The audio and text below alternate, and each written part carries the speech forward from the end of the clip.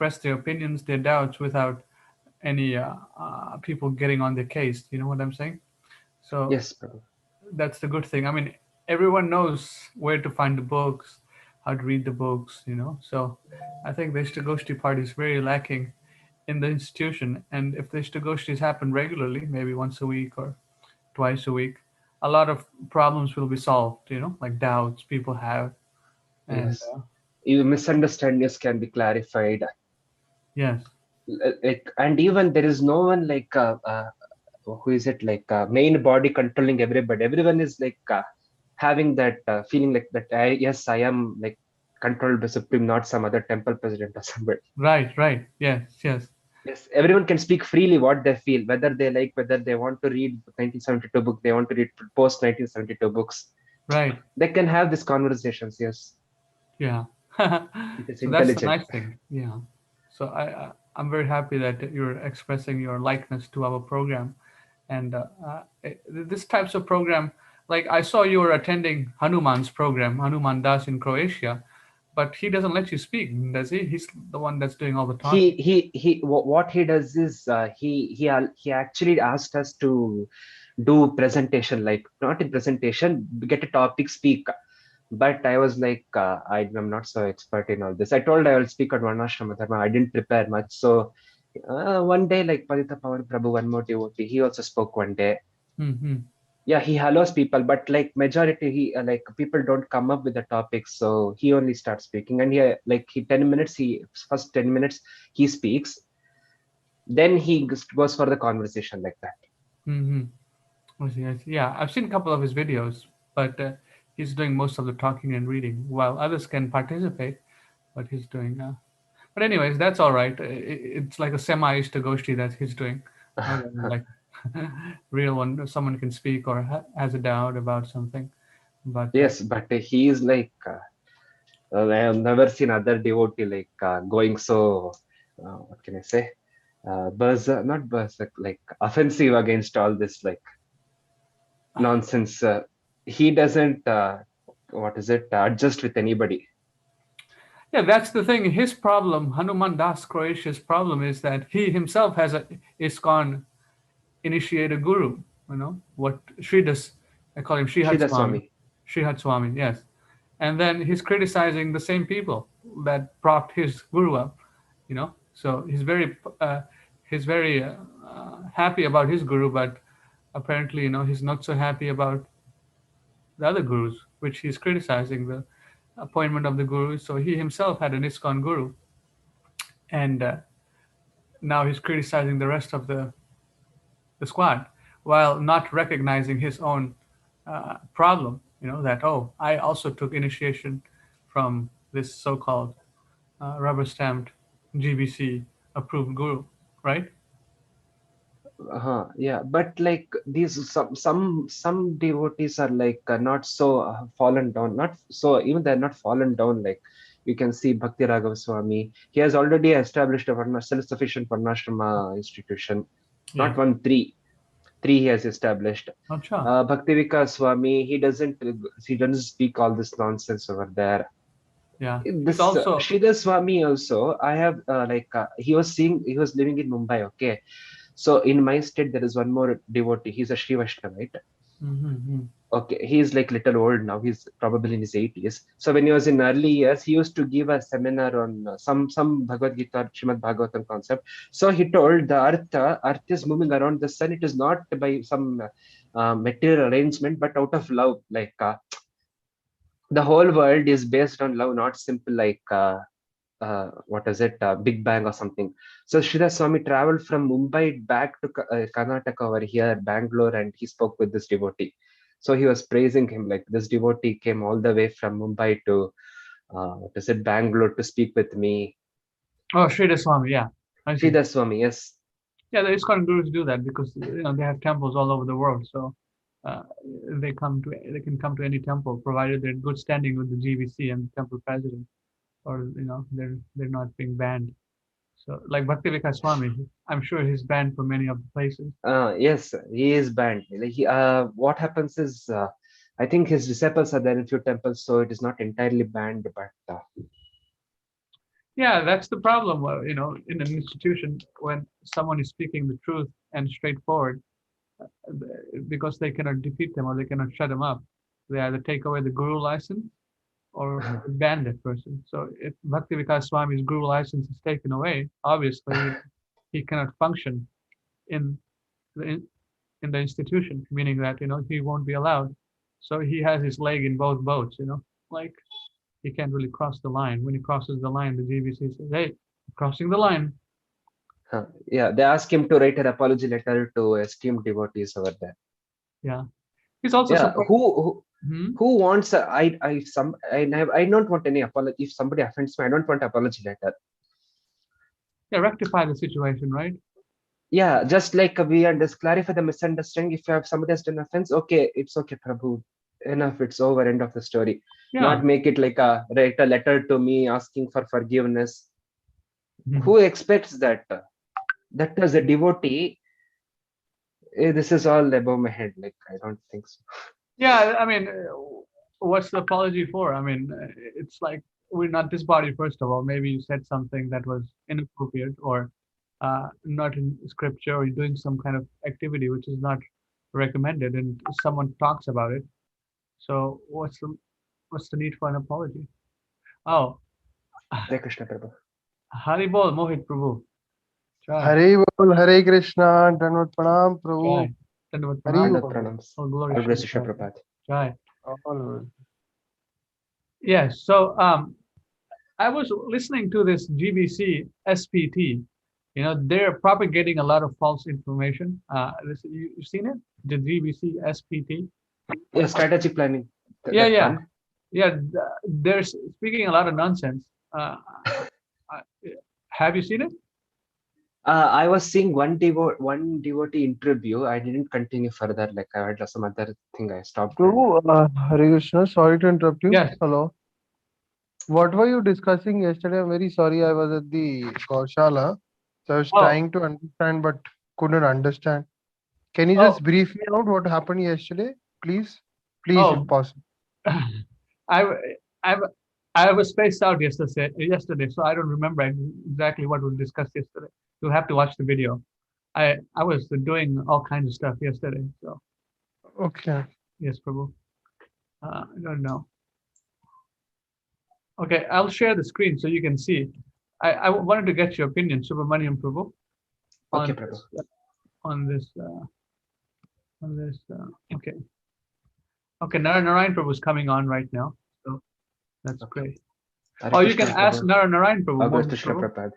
Jai. Hare Krishna, where are we right now? We're live, so We are. Okay, I'm going to go put on my tilak right now and I'll be right back. okay. Yes, Very important thing to do. yes. 1 second. Let's see. Let me share the screen 1 second. Prabhupada tells us that the forehead without tilak is a slaughterhouse. Yeah. So I Yeah. don't want everyone to see my slaughterhouse forehead. So give me 2 seconds. All So right. what's happened so far? Oh, we were just having a general conversation about the importance of Istagosthi, and Rama Subramaniam Prabhu was also talking about Istagosthi and its importance. So he was Well, that's wonderful. he was liking that where anyone can come express their doubt, concerns. That's totally vital. I'm glad you had that conversation. I just sent you phase 3. Okay. All right. I'll take a look at that. And we haven't yet read phase 1, apparently. Yes. So we'll start. So why don't we read phase 1 Okay. and finish phase 2 and maybe progress to phase 3 if we can. Yeah. So I just let me put on Tilak too, and I'll be back. Maybe a minute. Okay. And then. So what is this phase 3, phase 2? I have not attended a few meetings. So. Oh, Narayan Prabhu, can you explain that while I go put on Tilak, or you wanna? I'm okay. I can do it. What is it he wants to know? Okay, you both of you. I can wait. You wait until like I'll be here. No. I can put on tilak while answering your question. But what is the question? Okay, but you should tell those Keshavaya Namaha. How can you answer me when you're wearing tilak? It's okay. I can wait, Prabhu. I can wait, Prabhu. You wear your tilak. Like you tell What? the various names of Vishnu, right? Like when you wear the tilak. I don't understand a word of what you're saying. Why not? Okay, Ramachandra, can Prabhu. you translate? Can you hear me, Prabhu? Hare Krishna. I can hear you, but I can't understand what you're saying. So when you wear your tilak on your forehead, you say one name of Lord Vishnu, like Krishna, Keshava. Keshava. So like when you're telling his name, how can you answer my doubt? Like, Yeah, well, having the tilak, Prabhupada said, if we don't have the tilak, our head is like a slaughterhouse. Because look at what our head is doing. It's attached to our body, and our body is busy lusting after everything we see. So we have to separate ourselves from the body's propensity and announce that the tilak identifies us with spiritual identity. Oh, there you are. You look great. Hare Krishna. How did you get all the way to California? I just put the virtual background. I have changed it. Yeah, that's My the Golden room Gate is Bridge. not That's so the good. Golden Gate Bridge in San Francisco. Okay, give me one moment. I can answer any question you like because the sound will be on, but I will be absent visually. Okay, Okay, Prabhu. Understood. so go right ahead. You're muted. Ramchandra Prabhu here. Are you muted? No, now I'm unmuted. All Good. right. I Jai, think I'm wonderful. unmuted, maybe. So I wanted to. Okay, so let me share the screen so you can see what I was talking about. So This Ramanuja? I mean, Ramachandra? yes, Prabhu. Okay. You're sharing the screen with what? Oh, this is something that is pretty interesting. Great. What the GBC people are doing. Are you sure that's not an oxymoron? What they're doing is trying to take Prabhupada out of ISKCON and make it Prabhupada In a Catholic symbolic church. figure for ISKCON. Yeah, exactly. So I just want to point that out. So you can. Oh, really? Okay, yeah. Well, if we understand that, then we understand that they are trapped by their own. They're trapped by their own heretical activities. They can't get out of it because who's going to authorize them getting out of it? No You know? one. Yeah, no one. So if they can't get out of it, then they're stuck in it. Therefore, just as Alexander the Great, well, all these people are trying to puzzle, and we have the final order trying to puzzle. We have all these people puzzling. We have all these Ritviks puzzling, and we have all these GBC and temple members puzzling. But we are coming along like Alexander the Great with a sharp sword, and we don't puzzle the Gordian knot. It was on you know about the Gordian knot, it was on a chariot. It was so complicated that all the best brains in the world couldn't figure out how to untie it. Yes. Yes. And they said, Alexander, you're the greatest guy. You're the big general. You're the guy that's ruling the world and have conquered everywhere within sight. So, can you, smirk, are you great enough to untie this knot? And Alexander, what did Alexander do? Haribol Prabhu. What did Alexander do? He said, "You want it cut, you want it untied, I cut it." Yeah, so he chopped it. And they said, that's cheating. You can't do it. You're supposed to untie it bit by bit. So I don't do that. I win. I don't. That's what we're doing here with League for 10K. We're not trying to untie the knot that ISKCON has tied itself up into. We cut the knot and say, oh, ISKCON, I believe that means Prabhupada. Go back to his instructions. Never mind who followed him, who didn't follow them, and what is the history, and now 40 years of mixed garbage and whatnot. Forget it. Chop. Now we go back to Prabhupada's original instruction, and we'll see that it's much easier that way. Easy. It becomes extremely easy that way. Why? Because you get the direction of management. Oh yeah. Well, do it. That's Don't find a way not to do it. Do it. That's What about Prabhupada melodies? yes, Well, what about chanting Hare Krishna? How do you know how to chant how do you know what melody to chant Hare Krishna? Well, do you have a guru? Yes. Who's your spiritual master? Prabhupada. How did he chant? Oh, that's a novel thought. That's an unusual thing to think. How did he chant? I'm not sure. Well, do you have a cell phone? Tune in to his recordings and you'll understand how he chanted. They right. said, well, why did people choose not to chant like that? That's a long story. It's complicated, but it's based on they all wanted their own power base based on their own followers chanting That's what they're doing their right now. style. That's what I want to share right now. It's pretty good. obvious. So you see, that's the thing. Why are they doing it? Exactly. We don't need to know why they're doing it. All we need to know is that they're doing it. Exactly. How do you cut the Gordian knot? Well, your spiritual is who founded the Krishna consciousness movement? Prabhupada. So at what point do we not follow the spiritual master? Well, no, you have to follow the spiritual master. Go ahead. Okay, let me share the screen so you'll see. We'll watch a few minutes, maybe 5 minutes, and then we'll have a discussion because this is what Narayana Prabhu was talking about and exactly what's happening here. All right. Is that picture of the guy that you were getting on? Yeah, this is the. 1 second. Let me share this. Let me send a message to this devotee here. Someone wants to join. Oh, really? You're going to get him on live? No.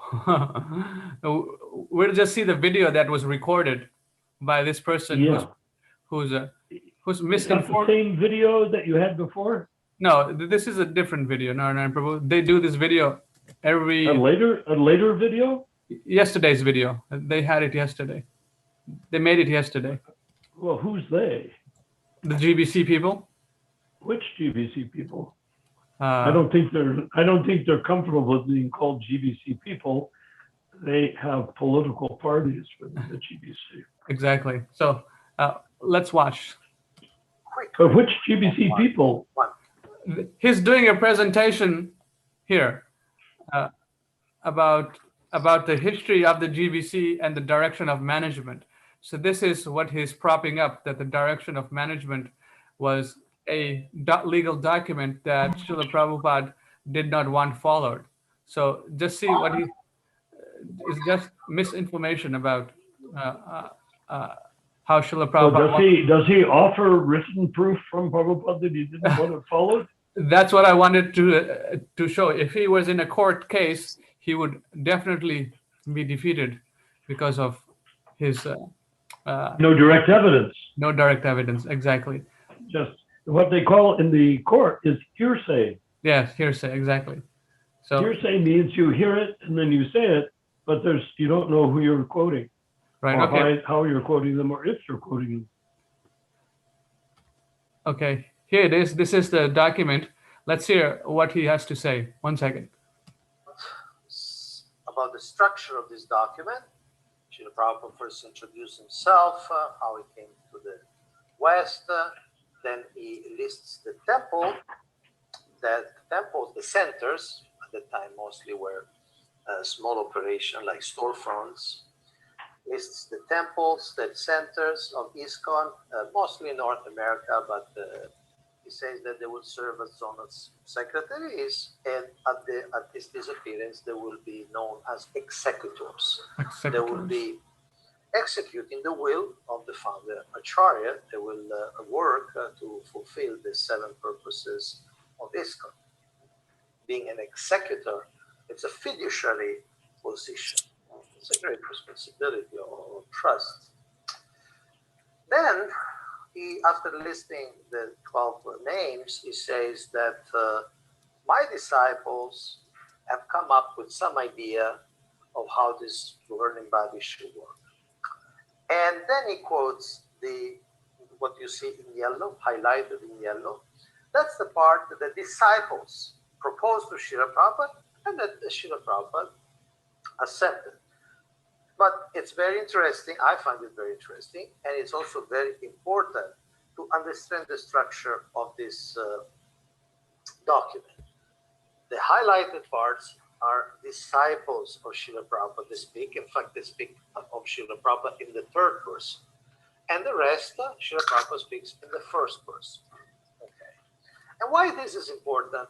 It's important because, frankly, I don't understand why, but for someone, this document is a bit controversial. One reason is being that the disciples proposed that the GVCs will be elected by the temple presidents. And Srila Prabhupada did accept. It's a fact, Srila Prabhupada accepted the idea. But it was never done.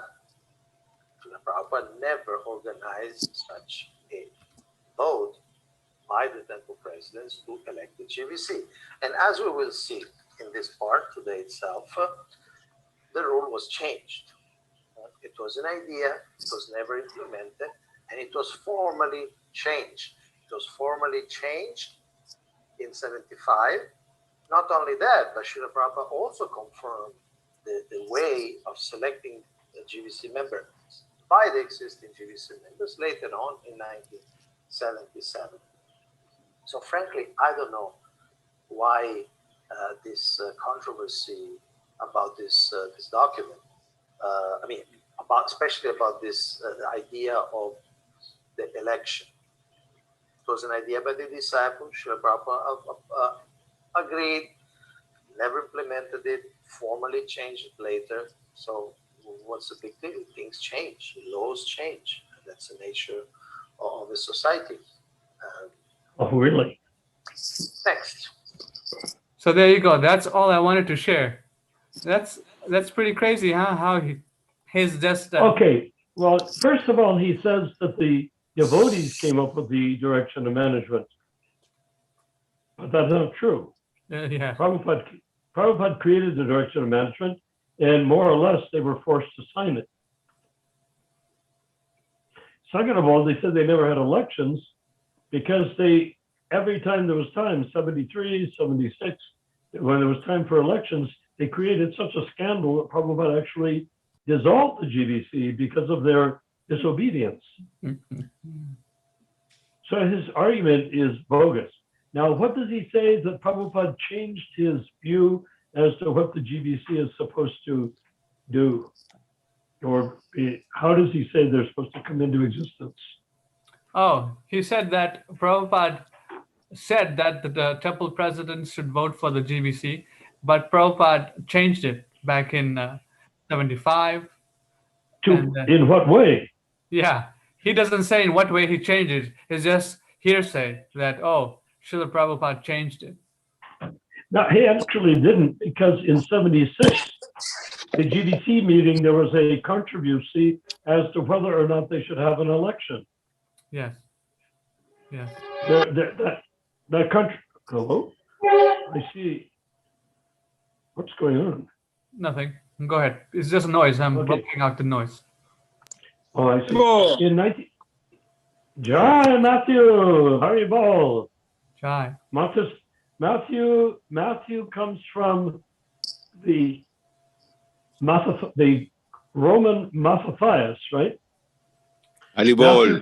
My name's Mohan. My name's Mohan Das. Hare Krishna, Matthew. Hare Krishna. And the Matthew comes from Mattathias. Mattathias comes from the Aramaic Matasyohu, and Matasyohu was the head of those who fought and ended up in Masada and fought the Romans down to the point where they all died. His name is Mohan Das. What? Matthew's name is Mohan Das. Really? Yes. Not by official yajna sacrifice, but the pujaris here call me that. Change our names, Okay. Ramachandra. Yes, changing your name, Prabhu, right now. Hare Krishna. We were just having a discussion about the GBC, and we were watching a video about how they're actually what are Sure, they? you mean the so-called GBC. The so-called GBC, exactly. Okay. Yeah, they're so-called GBC because GBC is not GBC unless they're elected by the temple presidents. End of story. Oh, yeah, I Now- was wondering that. How is temple presidents officiated? Meaning what? Who gets to be temple president? Well, supposing you have an apartment or a house and you rent it, and then following Prabhupada's instruction, you incorporate your house as an ISKCON center independently with the state of California or the state of Missouri or wherever, Texas or wherever you are. So you incorporate it individually. So you're the temple president. It's your apartment, it's your house. And then when people come, they recognize you as being the temple president. Now, So if you go technically, from two that, people could get if you- together, wait. one temple president and another GBC member, and that would be one member of GBC? GBC has to be elected by all the temple presidents. Oh, okay. So it'd be one vote. Right. Yeah, each temple president is a vote. So supposing you're the guy with an apartment with 4 people living in it as your temple, and you have a cardboard box with a picture of Krishna on it, the way they did in Detroit before I got there and carved them deities and built a huge altar. So supposing it's like that, then that person would be the person that when the GBC was selected by vote from the more prominent temple presidents, those temple presidents would go to your place and help you develop it. Using their more advanced,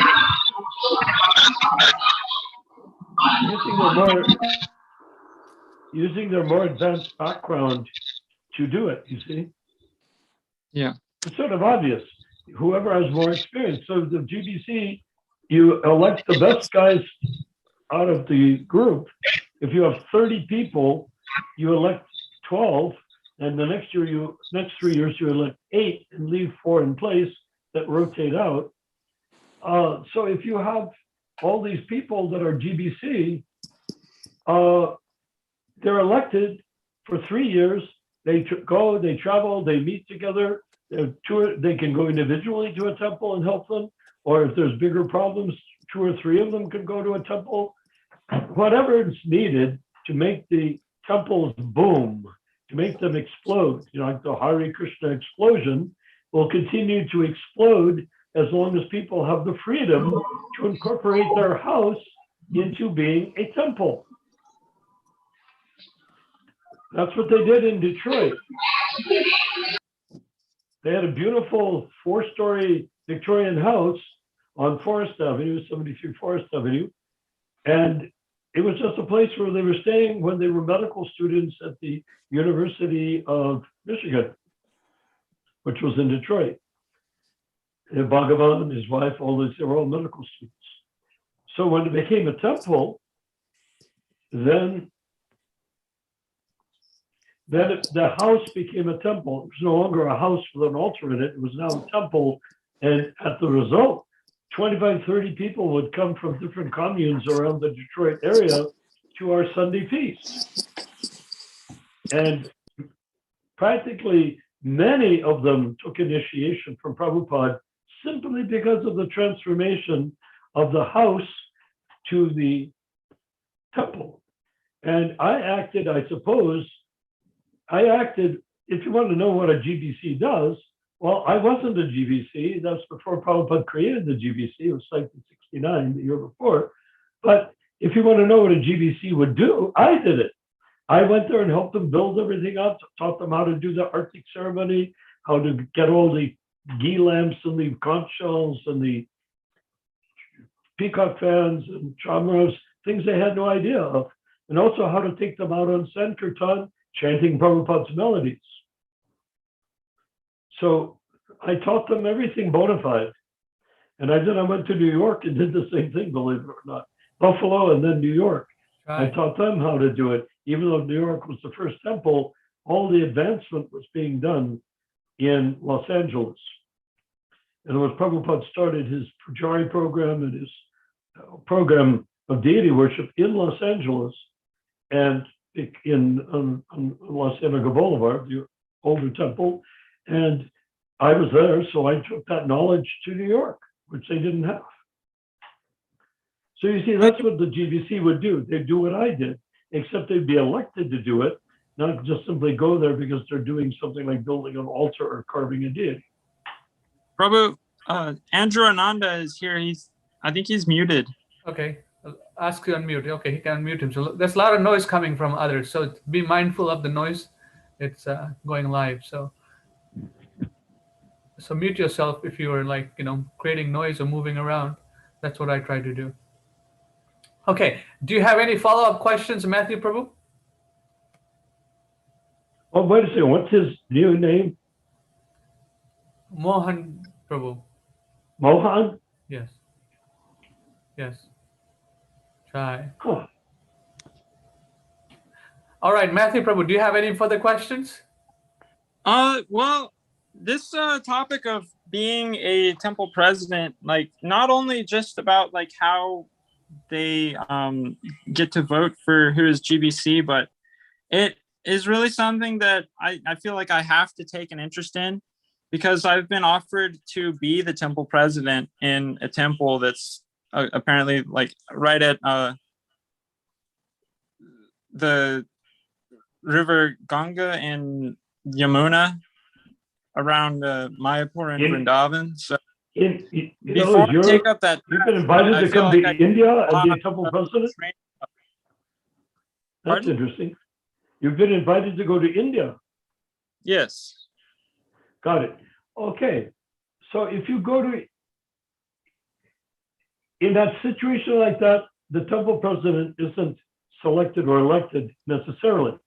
Now, if it's a big temple and you didn't start it and you didn't rent it, it's not in your name, but it is an ISKCON temple, then what can happen is that if you have a big congregation and everybody's paying to be members, then they could elect the temple president, because it would be a popular vote. If they say we think Matthew could easily be replaced with so and so then is elected to be temple president. In no case did Srila Prabhupada appoint temple presidents. Okay. He didn't do that. I don't think that's a concern, because it's Papa Hari's property, I believe. Papa Hari Das. I don't know who that is. He's a Bengali, and he's a pujari here at the temple in Houston. Oh, really? Yeah. So he wants you to go to a raw piece of land, or it has a house on it, or what? No, the temple built. The deities are installed. So who's taking care of them? I believe his brother is there. So why isn't his brother temple president? He might be at the moment, but he did invite me to go there and be the temple president. Why? So why? Because he really likes me. He's really dear to me. Well, he doesn't like his brother? Why not? He doesn't like his brother. I haven't met his brother in this lifetime in the manifest. Yeah, I would be very careful when dealing with Indians, especially, they're giving you a position of temple president. Yes, there is certainly danger at every step. Yeah. And the thing is, what you really need to do, not sounding suspicious or anything like that, or not like a businessman trying to make a business deal, right. But you need to find out why on earth does he want to replace his brother with you? Right. Right. I was going to say that there might be, it's possible that there might be certain strings attached where you have to take initiation from an ISKCON guru or like that. So he did tell me that I'm free to leave at any time, and I just told him, why would I want to do that? And he smiled like I really feel like it's genuine. Is it incorporated as an ISKCON temple? He said it's going to be small ISKCON. So I kind of felt like that was kind of like Small ISKCON is international.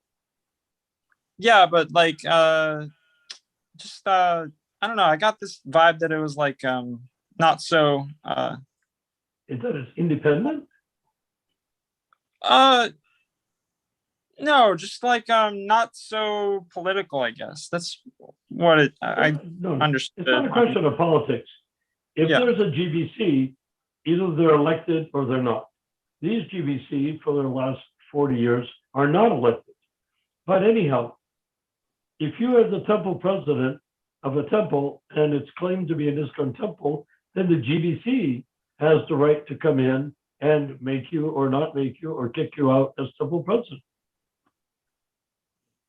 If it's an ISKCON temple. If it's not an ISKCON temple, well, it is independent. Papa Hari's property. Huh? I think it's Papa Hari Das's property. Because he invited me to live at his house. Let's cut to the chase. Is this going to be a Krishna Balaram temple? It's there's Jagannath, Balabhadra, Subhadra. No. I meant, is it going to be Krishna Balaram Swami temple? I'll see about that. I would like that. Well, if it is, then it's not ISKCON.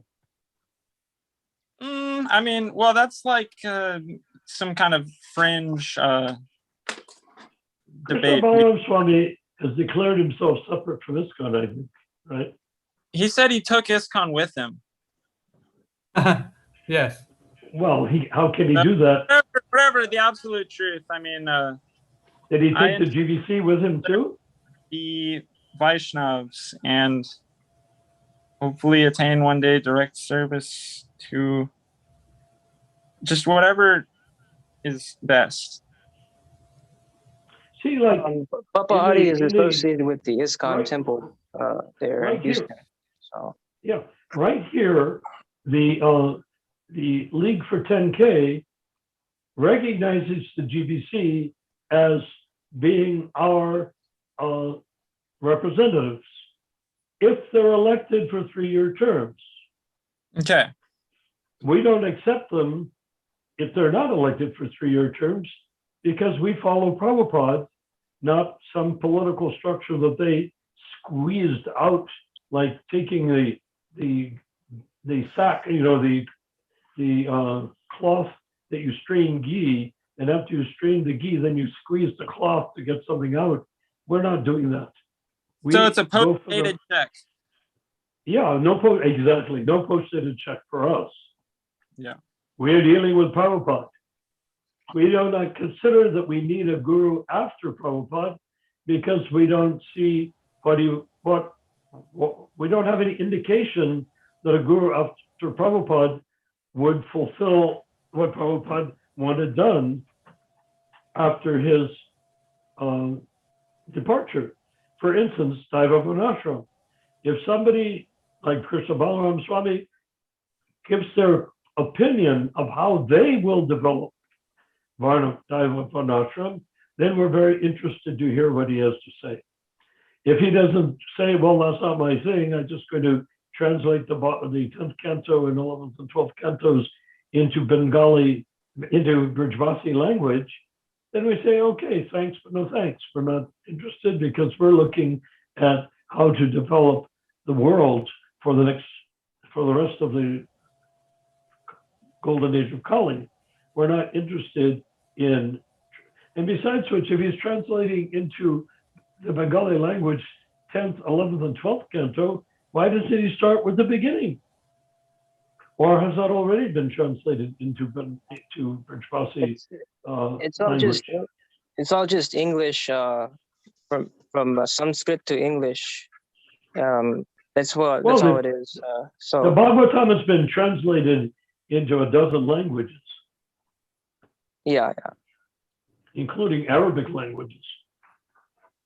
With Srila Prabhupada purports. Right? More or less.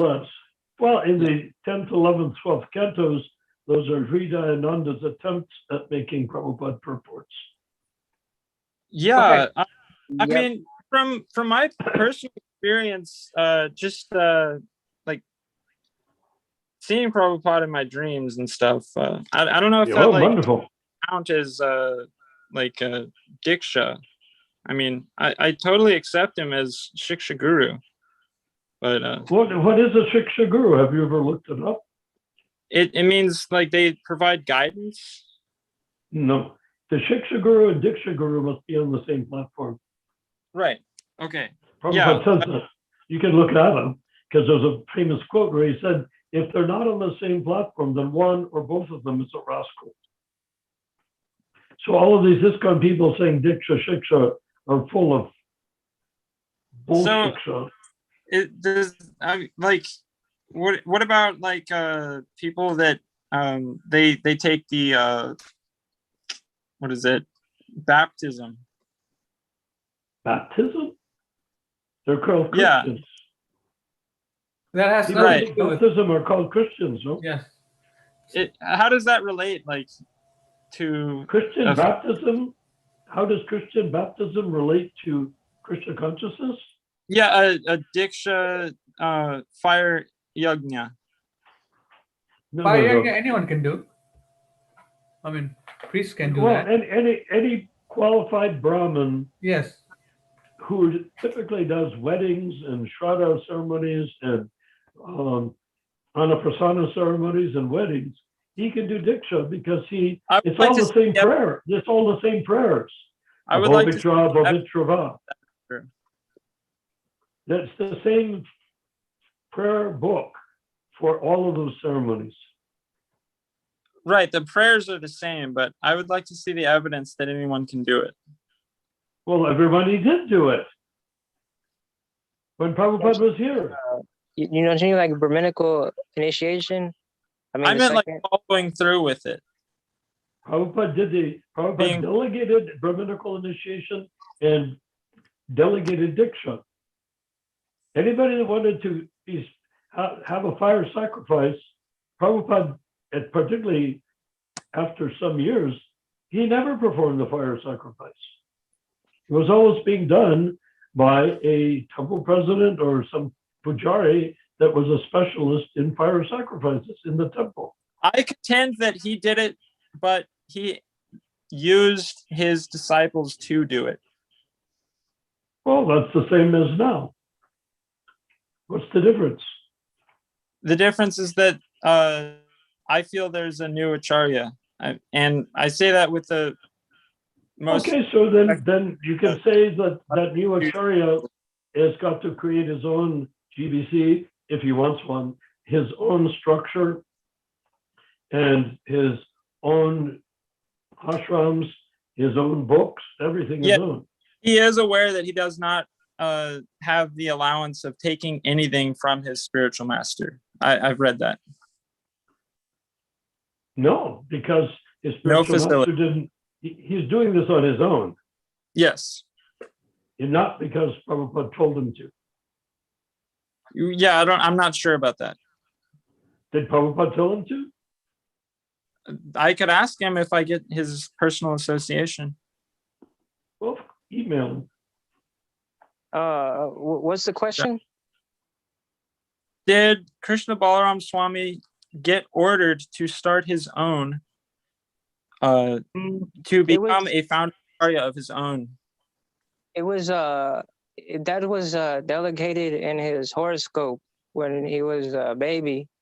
Said that it was said that he would basically that he would be a great soul and that he would be an important personality and expounding Krishna consciousness around the world, and that he would either become part of a great movement or that he would establish his own great movement.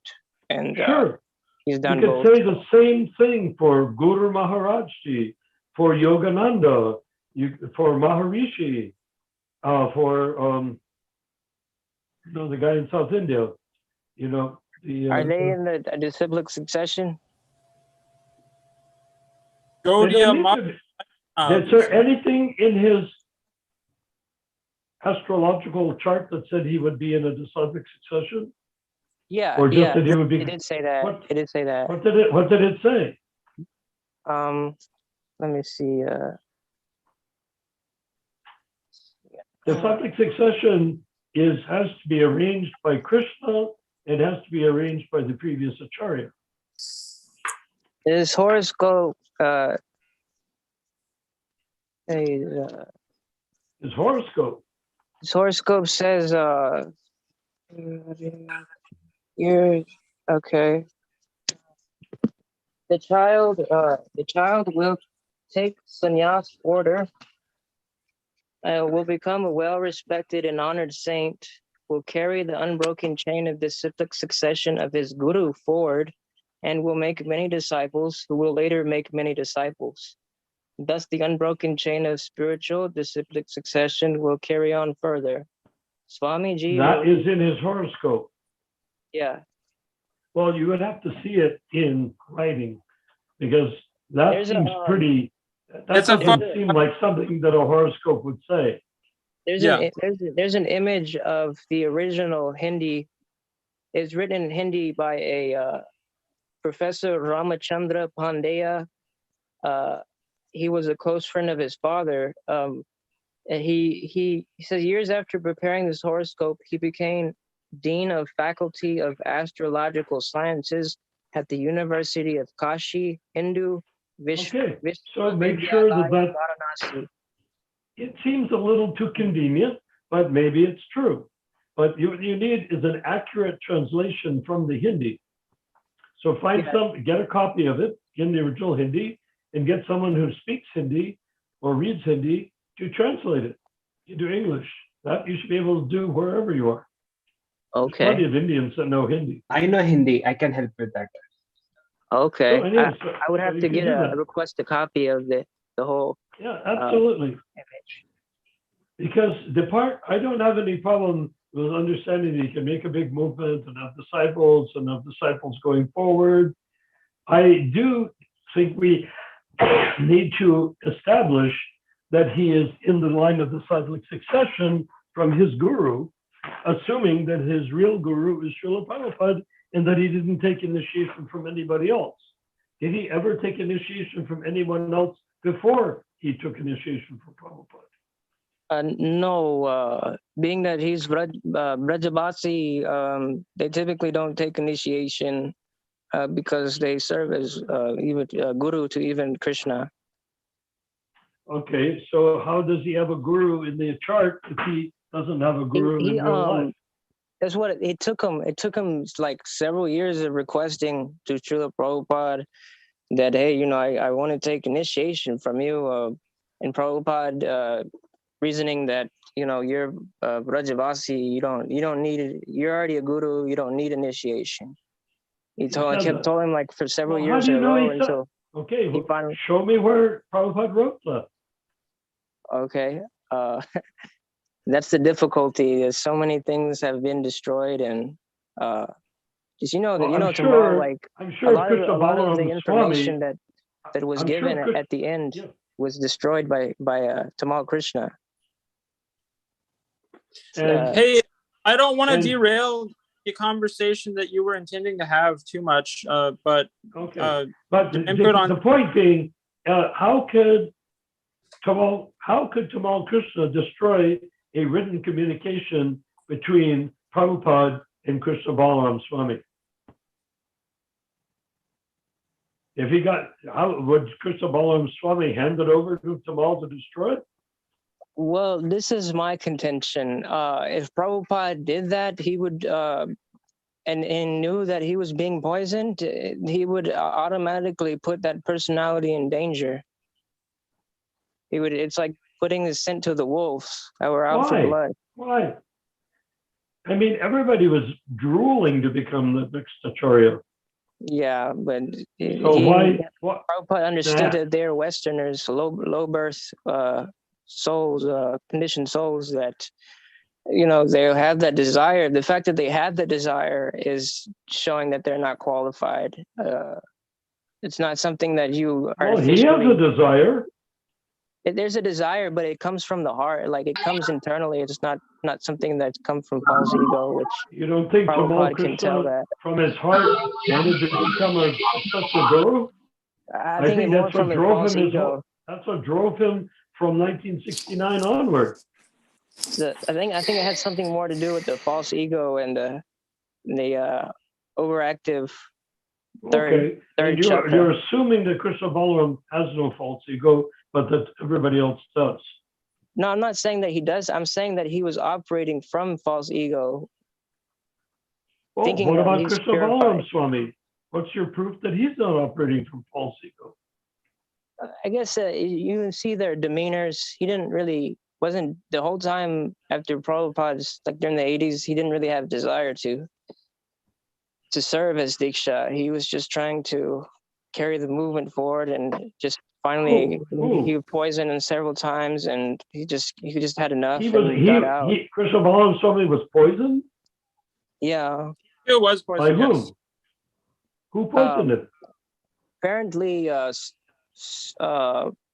Bhakti Charu, and he believes somebody who was appointed by Hamsa Dutas, who they gave him some injection, and he had to spend like 6 months in the hospital after.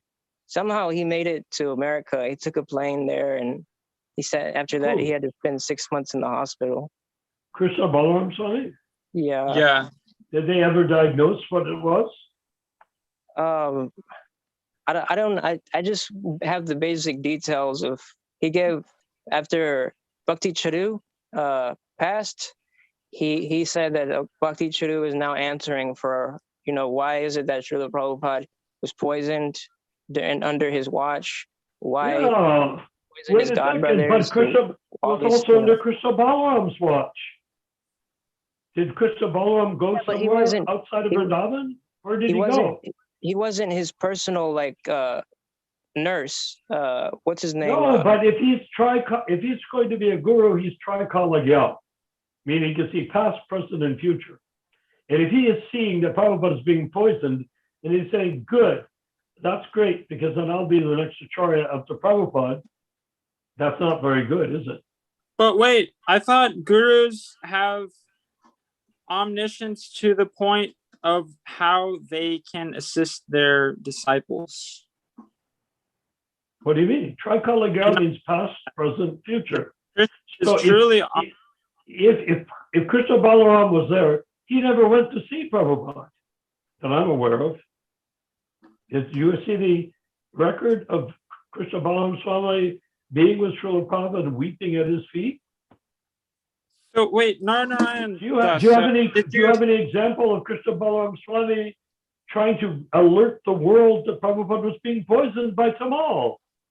Pardon, are you certain of the total population of the original Vrindavan ISKCON? Yeah. You knew everyone in all of the thatch huts. Who did? Krishna Balaram Swami? You. I'm asking you. And he didn't tell one of them that Prabhupada was being poisoned? Why not? To you? What? No, why didn't he say to everybody that had ears, Prabhupada is being poisoned by these Western malachas? Can I ask you a question, Narayan? It would have saved a lot of trouble, wouldn't it, if Prabhupada could have been rescued from being poisoned, right? He would have lived another 10 years. We don't know that. If you say that... We do know that. Prabhupada's astrologer said he would live for another 10 years if he wasn't done in by his disciples. No, that's not what I meant. I meant we don't know the facts about what went down. So Meaning what? We don't know that Prabhupada was poisoned? Can I say? I would just like to say, you're saying that say Prabhupada was Trikaлагyan. If that's the case, if he knew in detail the past, the present, and future to the detail that you expect or are stating, then why would he take Tamal Krishna as a disciple? Why would he, knowing that this person would later on go on to poison him and disrupt the movement, why would he accept him? Okay. Is it that they know every detail of Trikaлагyan, or is that they can discern? Question. Out of his causeless mercy. And the thing to understand is what Prabhupada said at one point, I'm trying to remember the exact quote, why you initiate, if if I reject him, then I have to reject all of you. Because none of his disciples were following him nicely. They all were trying to make little safety zones for themselves. They were all trying to make power bases for themselves, even starting in 1968, 2 years after he started the movement. There's also So they were already trying to create power centers for themselves at the center, not Prabhupada at the center. They worship Prabhupada because it made them stronger in the center. They would welcome Prabhupada and cover him with garlands, because if they did that, their temple would become important, and Satsrup in Boston or Brahmananda in New York or whoever, anywhere else, would be more important the more they worship Prabhupada. But So, I'll say this much, that during those last days of Prabhupada in his body, that he was wanting to go to Govardhan to do parikrama, and Yes. most of his disciples, there's a few handful of them that were wanting to fulfill that wish for him, and they go on the Hansaduta was one of them. Yeah, he mentioned that. Swamiji mentioned that, and then? the rest of them were preventing him from going. They didn't want him to go, and Swamiji knew he knew that if Prabhupada went on Govardhan Parikrama, that he would get better, can carry on. He said, Prabhupada said, I know that whole conversation with Tamal. Right. But why didn't they want him to go? So that he It would wouldn't be a simple enough recover. thing to do. Why didn't they take him there? They didn't want him to recover. They wanted to usurp his position. They were all didn't care conspiring. about that. There's a bigger reason why they didn't want him to go. Because if they did, people would see. Did you see Prabhupada's face at the end? It was copper colored. If they took him I see what you're in saying. any sort of vehicle to Vrindavan, whether it's an automobile or a ox cart, he wanted to go in an ox cart. Why did he want to go in an ox cart? So people could see him, even though it'd be bouncy. Right. If he went in an ox cart, they would see his copper color. Any ordinary farmer of Braja would say, good God, he's being poisoned with arsenic. So Tamal couldn't take that chance. They said that I heard the conversation. Okay, it was like in some CD. The devotee said you are in very poor health, so we don't want to carry you over in the cart. It could be very bad for your health. Oh, what? They know more than the pure devotee? The pure devotee is the representative of Krishna, unless I'm mistaken. Okay, same thing happened Bhaktisiddhanta Saraswati. Like Srila Prabhupada also complained, like they put the injection to Bhaktisiddhanta Saraswati. I don't remember. No, they wanted to kill him, so they gave him an injection, and he died. He shortened his life a lot. And guess who? Prabhupada explained that to Tamal. But Bhaktisiddhanta Saraswati is also very strong. He's like Simha Guru. Like why he couldn't this is. You have to understand that the pure devotee primary job is not his own personality. Maybe ISKCON Guru, the primary thing is his own personality, but Prabhupada's goal was not. When I wanted to make him a place to live, he said, I don't require. I just need a simple cot, meaning cottage. Just a hut. That's Prabhupada's instinct. I had to talk him into a whole thing to get him to agree to a nice quarters to live in, and I knew how to do it. Tamal was even more expert than I was in how to persuade Prabhupada to do things that Prabhupada said he didn't want to do. It was quite a process. So let's not think that anybody was worried about Prabhupada dying. If Prabhupada said, if the pure devotee of the Lord, who is Krishna's direct representative, whose mouth opens and those are the words of Krishna coming through his mouth, make me dance like a puppet on the string. If the pure devotee utters words, how are we going to say they're wrong? Which is what they said. Oh no, Prabhupada, you'll get worse, not better.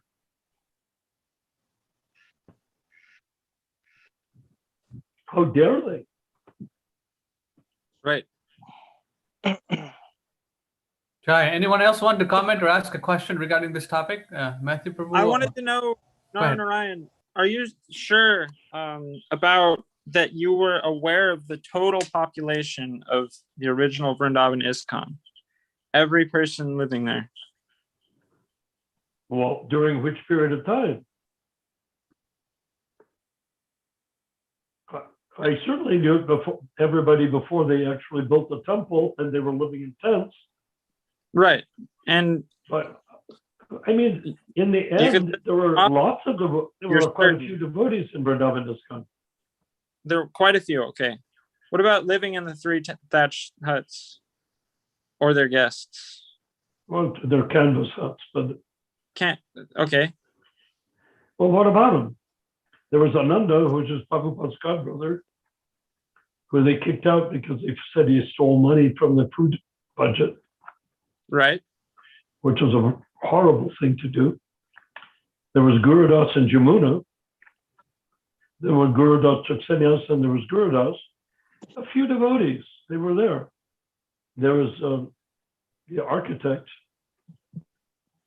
and devotees came and went.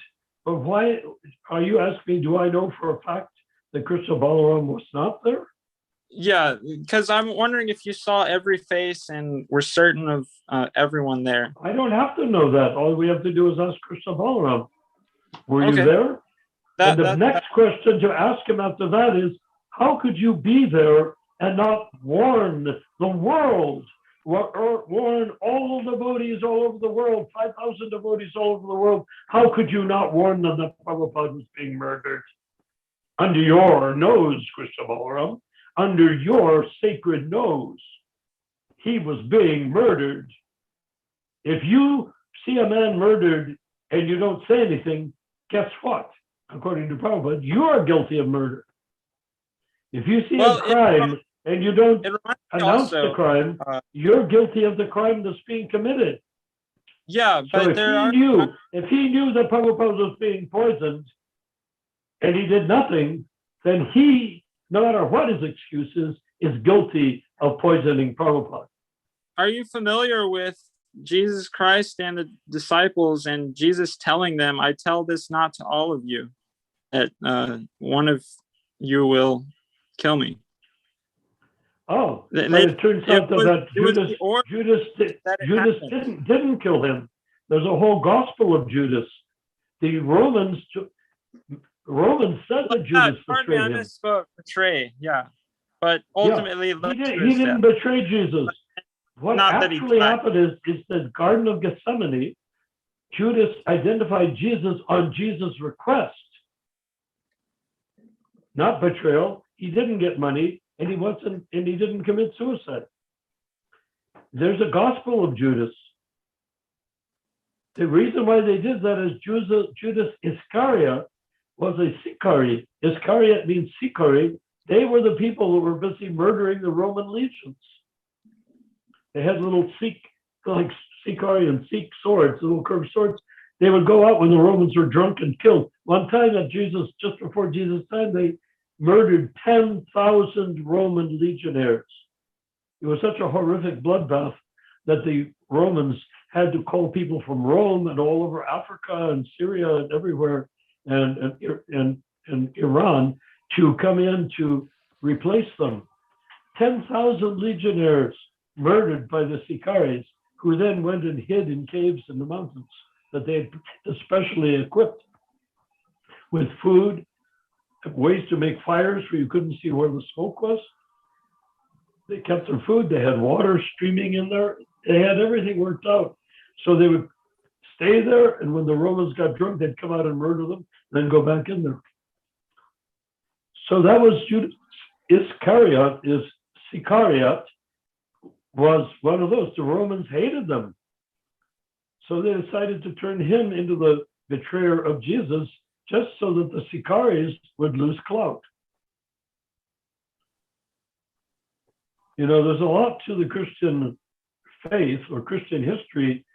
Most of it, practically all of it, is hard to substantiate. I read a lot sometimes of Christian history, early Christian history, it's getting to the point where nobody even knows who was who at what time in history, because they mix up the dates, they mix up the identities. They don't, and a lot of people wonder if Jesus actually existed. Thank you for giving me your insight on that. That is very enlightening. Thank you. Well, I try to know the truth. And I don't try to make up stories or hold different partisan views. I just want to know what's true. In case of Hare Krishna, Prabhupada, Prabhu. Hare Krishna. and in the case of whether or not I made a parking violation. Truth is my signature. Yes.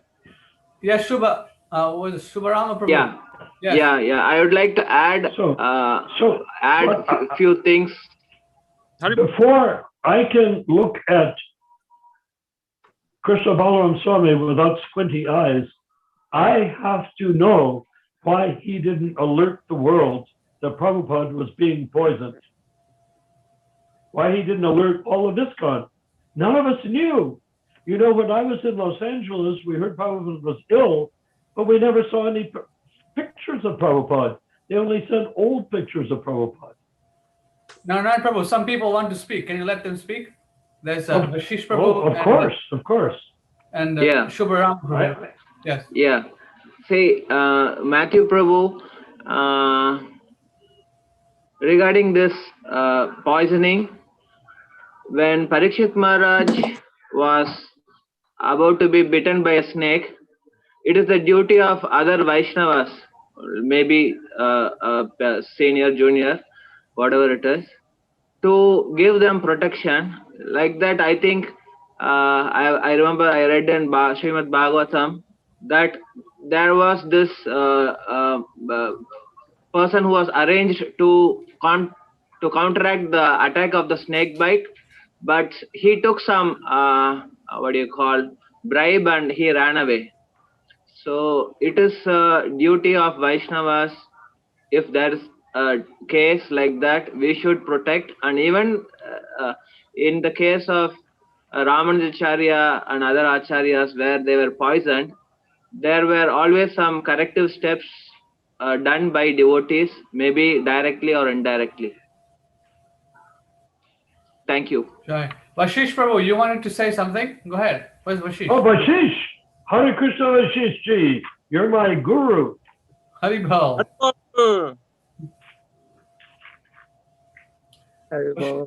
Vashish, what's Go happening? ahead. Go ahead. I like the way your brain works. Yeah, can you hear me now, Hare Krishna? Yeah, and I like the fact that you're becoming more and more flexible and less attached to the idea of arguing back and forth what millions of people said. Around here, we're only interested in what one person said, and that's Srila Prabhupada. And everybody else is obviously, no matter how good or bad they are, everybody else is obviously mistaken. Okay, go ahead, Vashish. Yes. Yeah, what for a few weeks, for a couple of days, I didn't join in your conversation. I heard you talking about Varnashram, especially cow protection. So I don't know where you have all concluded with that cow protection, and if you're planning to do something also action-wise, well. And I heard Matthew Prabhu also asking questions about the Vrindavan project. Even I wanted to ask you about the new Vrindavan project, actually, when Kirtananand Maharaj was in charge over there. So I wanted to ask you some questions regarding that. And regarding Krishna. So this is United States New Vrindavan. Yeah, I know. Yeah, that was the first one, I think. So, and while talking about the cow protection, I wanted to ask Narayana Prabhu, who were in charge there, how many devotees were there, and what kind of devotees, what was their level at that time. So it's all important, how many devotees, how many cows were there, and how many the area of land. So it's all very important. It's all very important, because if we want to engage ourselves. I got there first time in December of 68, and I came in 69 when Prabhupada came. And then I was there 70 and 71 also, for different reasons. But by that time, they had gone from about 250 acres to several thousand acres. They bought a lot of surrounding land. Initially, how many acres it was, Sabu? About 250, I think. Okay, 250 acres. 250 acres is not a joke, but it's a huge land actually. 250 acres. And how many devotees? Well, it would be if it wasn't. There was a lot of canyons and rocks and mountain hilly.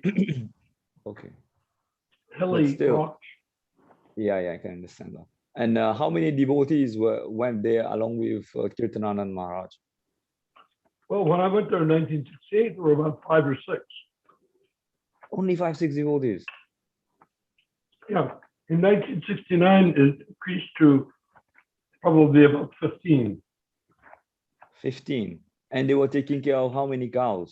Means were there other people also from outside who were tending the cows, or only these 10-15 devotees they were living in a, what to say, means very like a Vedic. Well, there's a very interesting story how one devotee and his wife, we had stopped in Ohio at their very nice Victorian farmhouse.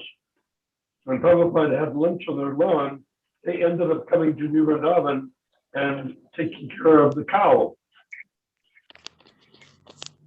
But you see, from there onward, over the next number of years, they had 4,000 acres, and they had many hundreds of cows. But they were not protected. Nor was New Vrindavan divided according to varnas and ashramas. Well, ashramas, yes. I mean, they had brahmacharis, householders. So, from a general perspective, we can say that the New Vrindavan project wasn't a success as it should have been, or as Prabhupada envisioned actually. It was an absolute. Prabhu, it is not protected. What do you mean by it is not protected? Cows were not protected. What do you mean by that? What did he say? You said cows were not protected. What do you mean by it was not protected? Who said that? I heard that. I mean, I don't know if I'm wrong. Yeah. Well, what happened is they started out. They had all these cows, and they had people milking them. I think with milking machines, and because it's too many to milk by hand if you don't have a big crowd of Shudras to do the work. And what they would do is when they had too many bull calves, instead of having ox carts, Kirtananda had big, huge trucks and machines, earth-moving machines, such as used for building freeways, gigantic diesel machines that could dig, thousands of cubic feet of dirt a day. No ox carts, nothing like that. And when they had all these bulls, little baby bulls, they didn't want them because they didn't produce milk, because they were busy making money selling milk products to other places, as well as, of course, using them in New Vrindavan. So what they did was they took the baby bulls and left them out in the snow. They couldn't slaughter them with knives and cut their throats. So they left them out in the snow to die in the snow, in the freezing cold. That's how they protected bulls and cows in New Vrindavan. Yeah, okay. So do you see, they did not protect, they exploited cows. Oh, I like okay, to thank say you. instead of cow protection, it is cowsploitation. Okay, now it's becoming clearer now. The picture means, that's why I wanted to ask you. It means we could have searched in Prabhupada's letters also. We might have got this, we may have got all these informations, but hearing from you or some devotees who were there at that time is always good also. So, like you're saying, it's obvious actually. We know that, but we wanted to hear from you. Like you say, you're saying these cows, these bulls especially, were not being taken care of, were not being maintained, kind of. And as you're saying, they were left out in the snow. Not unless killing them, it's the same thing as taking care they were of left them. out. They were left out. Means proper care wasn't given to them. It's understood. Means it's understood what you're trying to say. So yeah, because this was in the 1980s. Yes. Prabhu, and one more thing. I've read many quotes actually about cow protection and all. So, and even Good. Prabhupada's from Prabhupada's teachings also, what he says, Good. what he I hope wants, you what he will be a intends. major contributor with your knowledge.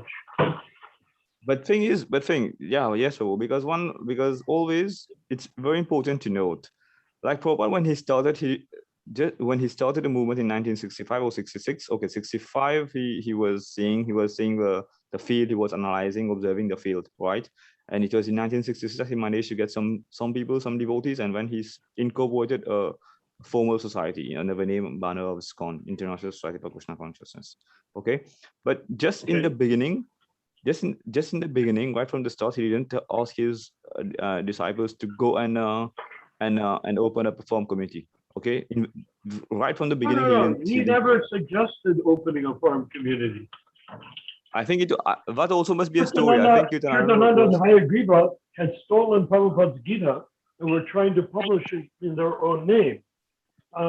Unfortunately for them, no publisher believed that they could have done the translation from Sanskrit into English, and so they didn't do it. When they found out that they failed, they decided to make a farm community in West Virginia, and it was sort of their own hippie version of a farm community in West Virginia.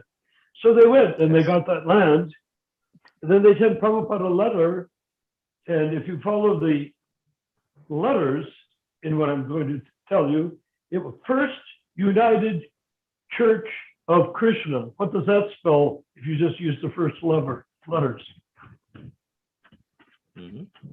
First United Church of Krishna. What does it spell? Right? F-U-C-K. They were still under that previous contamination of their mind. It was always there. I mean, they were not pure devotee. They were not pure disciple of Prabhupada. Means strict disciple, follower of Prabhupada. They just wanted to kind of, at that very beginning, they were kind of envious. They wanted to, Prabhupada always took a disaster, turned it around, and made it into an asset. Totally amazing, no? Yes. Making the best use of a bad bargain, actually. This is what people misunderstand about the July 9th letter. They think Prabhupada authorized all of that, Krishna Kantas, but what Krishna Kanta ends up doing is trying to prove that Prabhupada authorized the people that were murdering him, homosexuals. Okay. Let's not jump. Let's not jump to July 9th letter. Okay. Let's in the beginning. I'm just putting out there was another first things first. First things first. I agree with you. I'm not your opinion of July 9th letter. Others have their opinion of July 9th letter. I'm not changing the topic. Nothing to fear, Rashi's. Nothing to fear. Yeah. Means later we talk about the July 9th later. Of course, we'll do everything not tonight. Everything in good time. Okay, whatever. Because then there will be too many topics to deal with. I have too much respect for you to bring up a topic out of nowhere. We're talking about cow protection. Yes, exactly. But I'm trying to point out, in that case, that when Kirtananda went off the rails in 1966 or 67, Prabhupada gave him some, instead of kicking him out of the movement, which any self-respecting warlord would do, have him killed and drawn and quartered or something, he made him a sannyasi.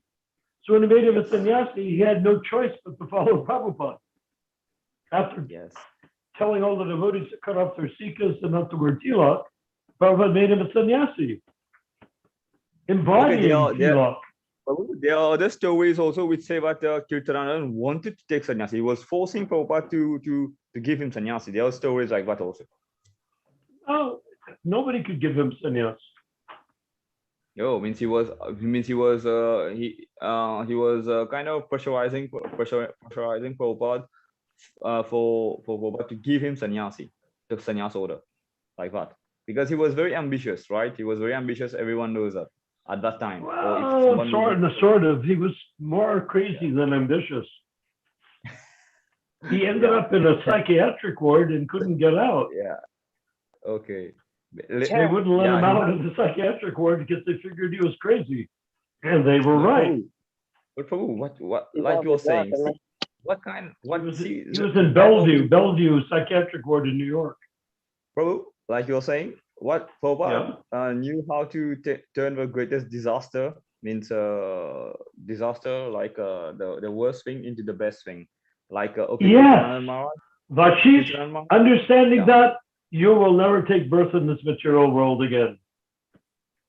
Yeah, but when understanding this is the perfection of understanding Srila Prabhupada.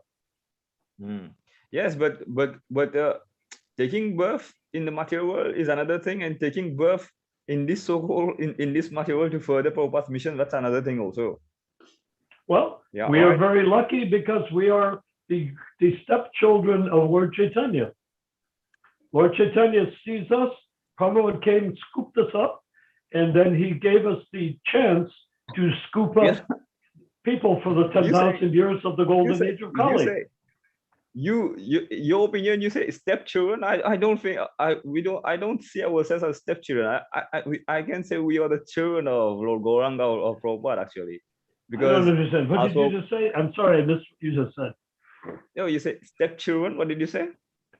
I said Prabhupada scooped us up. He lifted us up. Okay, yeah. To fulfill the prediction of Lord Chaitanya for 10,000 years. Yes. And if people argue that they want to go back to Godhead quick, well, go ahead, go back to Godhead quick. But as far as I can see, it's going to take quite a while to take a number of births to become an Uttamadhikari. And if you do become an Uttamadhikari, you can always choose to stay here and deliver the other people in this world, including the plants and animals and birds and insects. So we have no limit to who we want to deliver, right? We can't blame these people also because if you see Prabhupada's, if you these people surely they must have gone by Prabhupada's words like, okay, do your sadhana properly and go back home, back to Godhead. We don't have any business here, just go back home, back to Godhead. We are here to No, seriously, he says like that. I mean, why would anyone want to take part if they didn't think that? But they didn't say.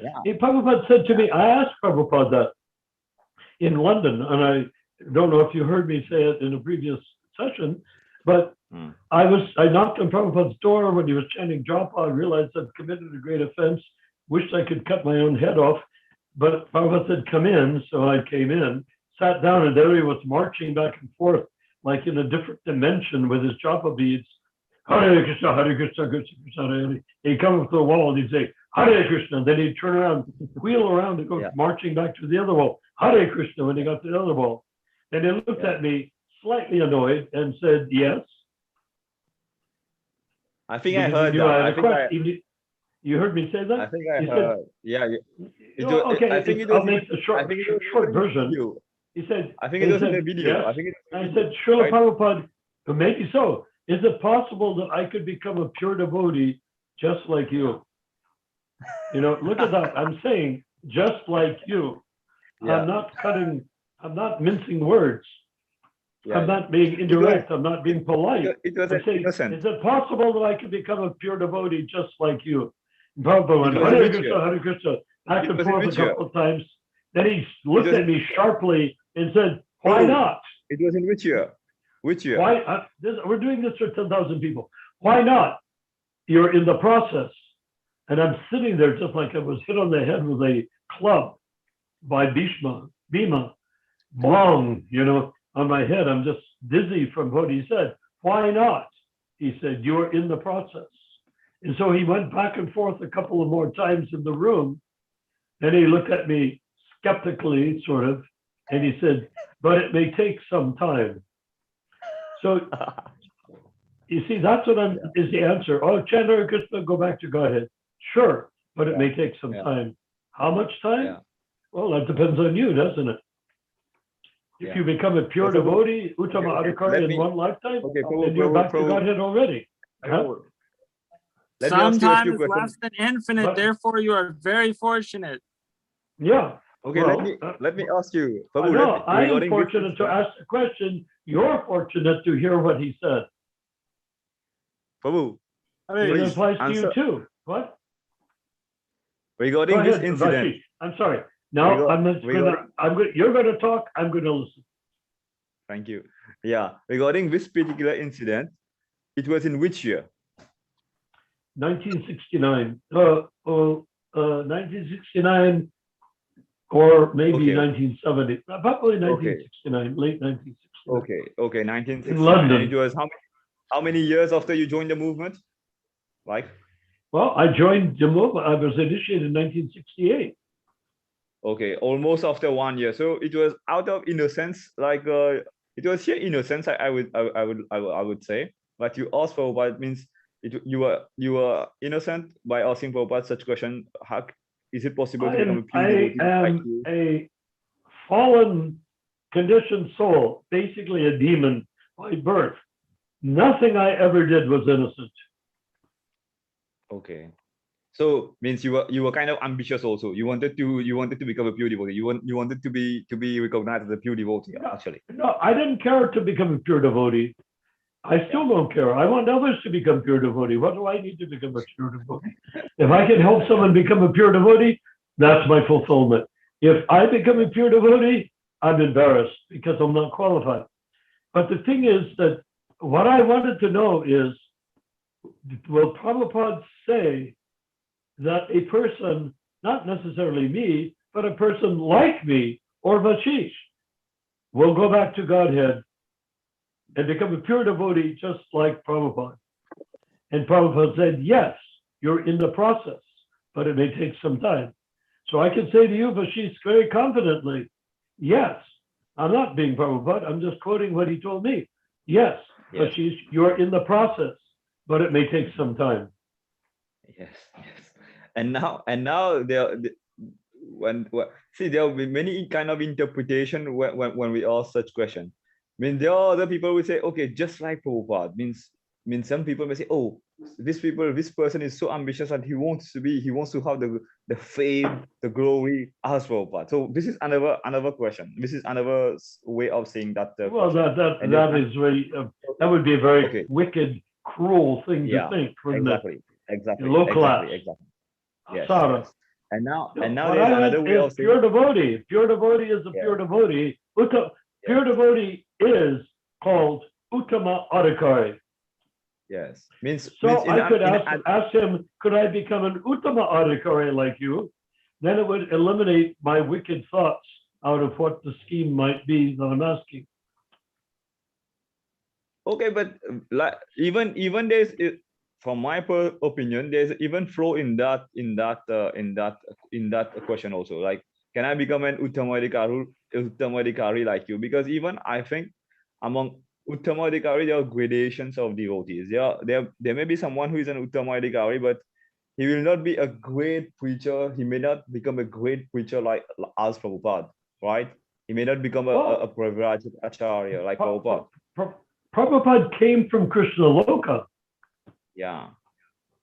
It is Madhyamadhikari preaches now. Let me be clear. The term Uttamadhikari, which was clearly delineated to me by Prabhupada, means he has come up from the material platform, shed, believe it or not, his material identity that he keeps even when he's the top pujari in the Vedic system and whatnot, as Kanisa. He comes up through Madhyamadhikari, develops his form, his swarup, in relation to Krishna, co-created between him and Krishna in the Madhyamadhikari platform, like a chick inside the egg.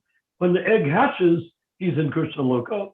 Then there's no question, is he this or is he that? Is he guru? Is he not guru? Is he this quality?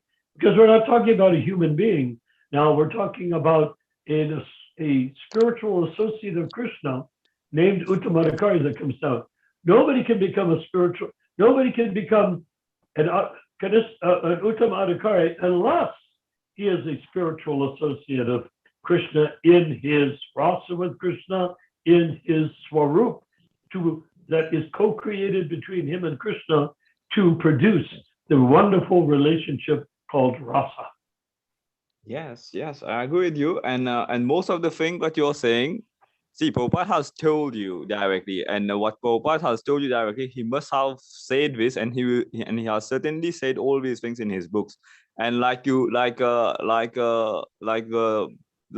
definition, the description of Uttamadhikari, Madhyamadhikari, Kanishadhikari, that is also well given, well described in our verse that we generally use, it's in the Nectar of Instruction, verse 5. In the purport, Prabhupada very explicitly describe all these Uttamadhikaris and what kind of Uttama or Vaishnava Uttamadhikaris he expects in his ISKCON, in his Krishna conscious movement or his Hare Krishna movement. So what does he say?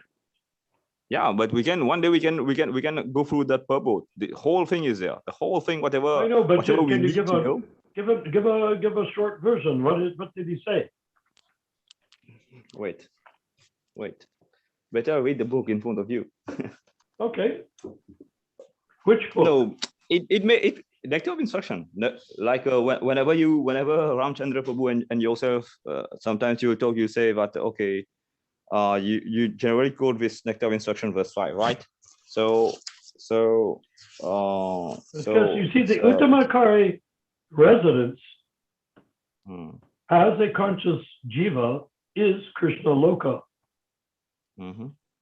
He's not in the material world. He may seem to be in the material world, just as Prabhupada seemed to be in the material world, but that was just so we could relate to him. Okay. If you have a puppet in your hand, people think the puppet is you, but actually the puppeteer is holding the puppet. Okay. So Prabhupada has spiritual body. Maybe I'll read Prabhu. Elderly gentleman. I read a few paragraphs of Nectar of Instruction. Oh, please do. Okay. From what? What are you reading from? From Nectar of Instruction, verse 5. Where?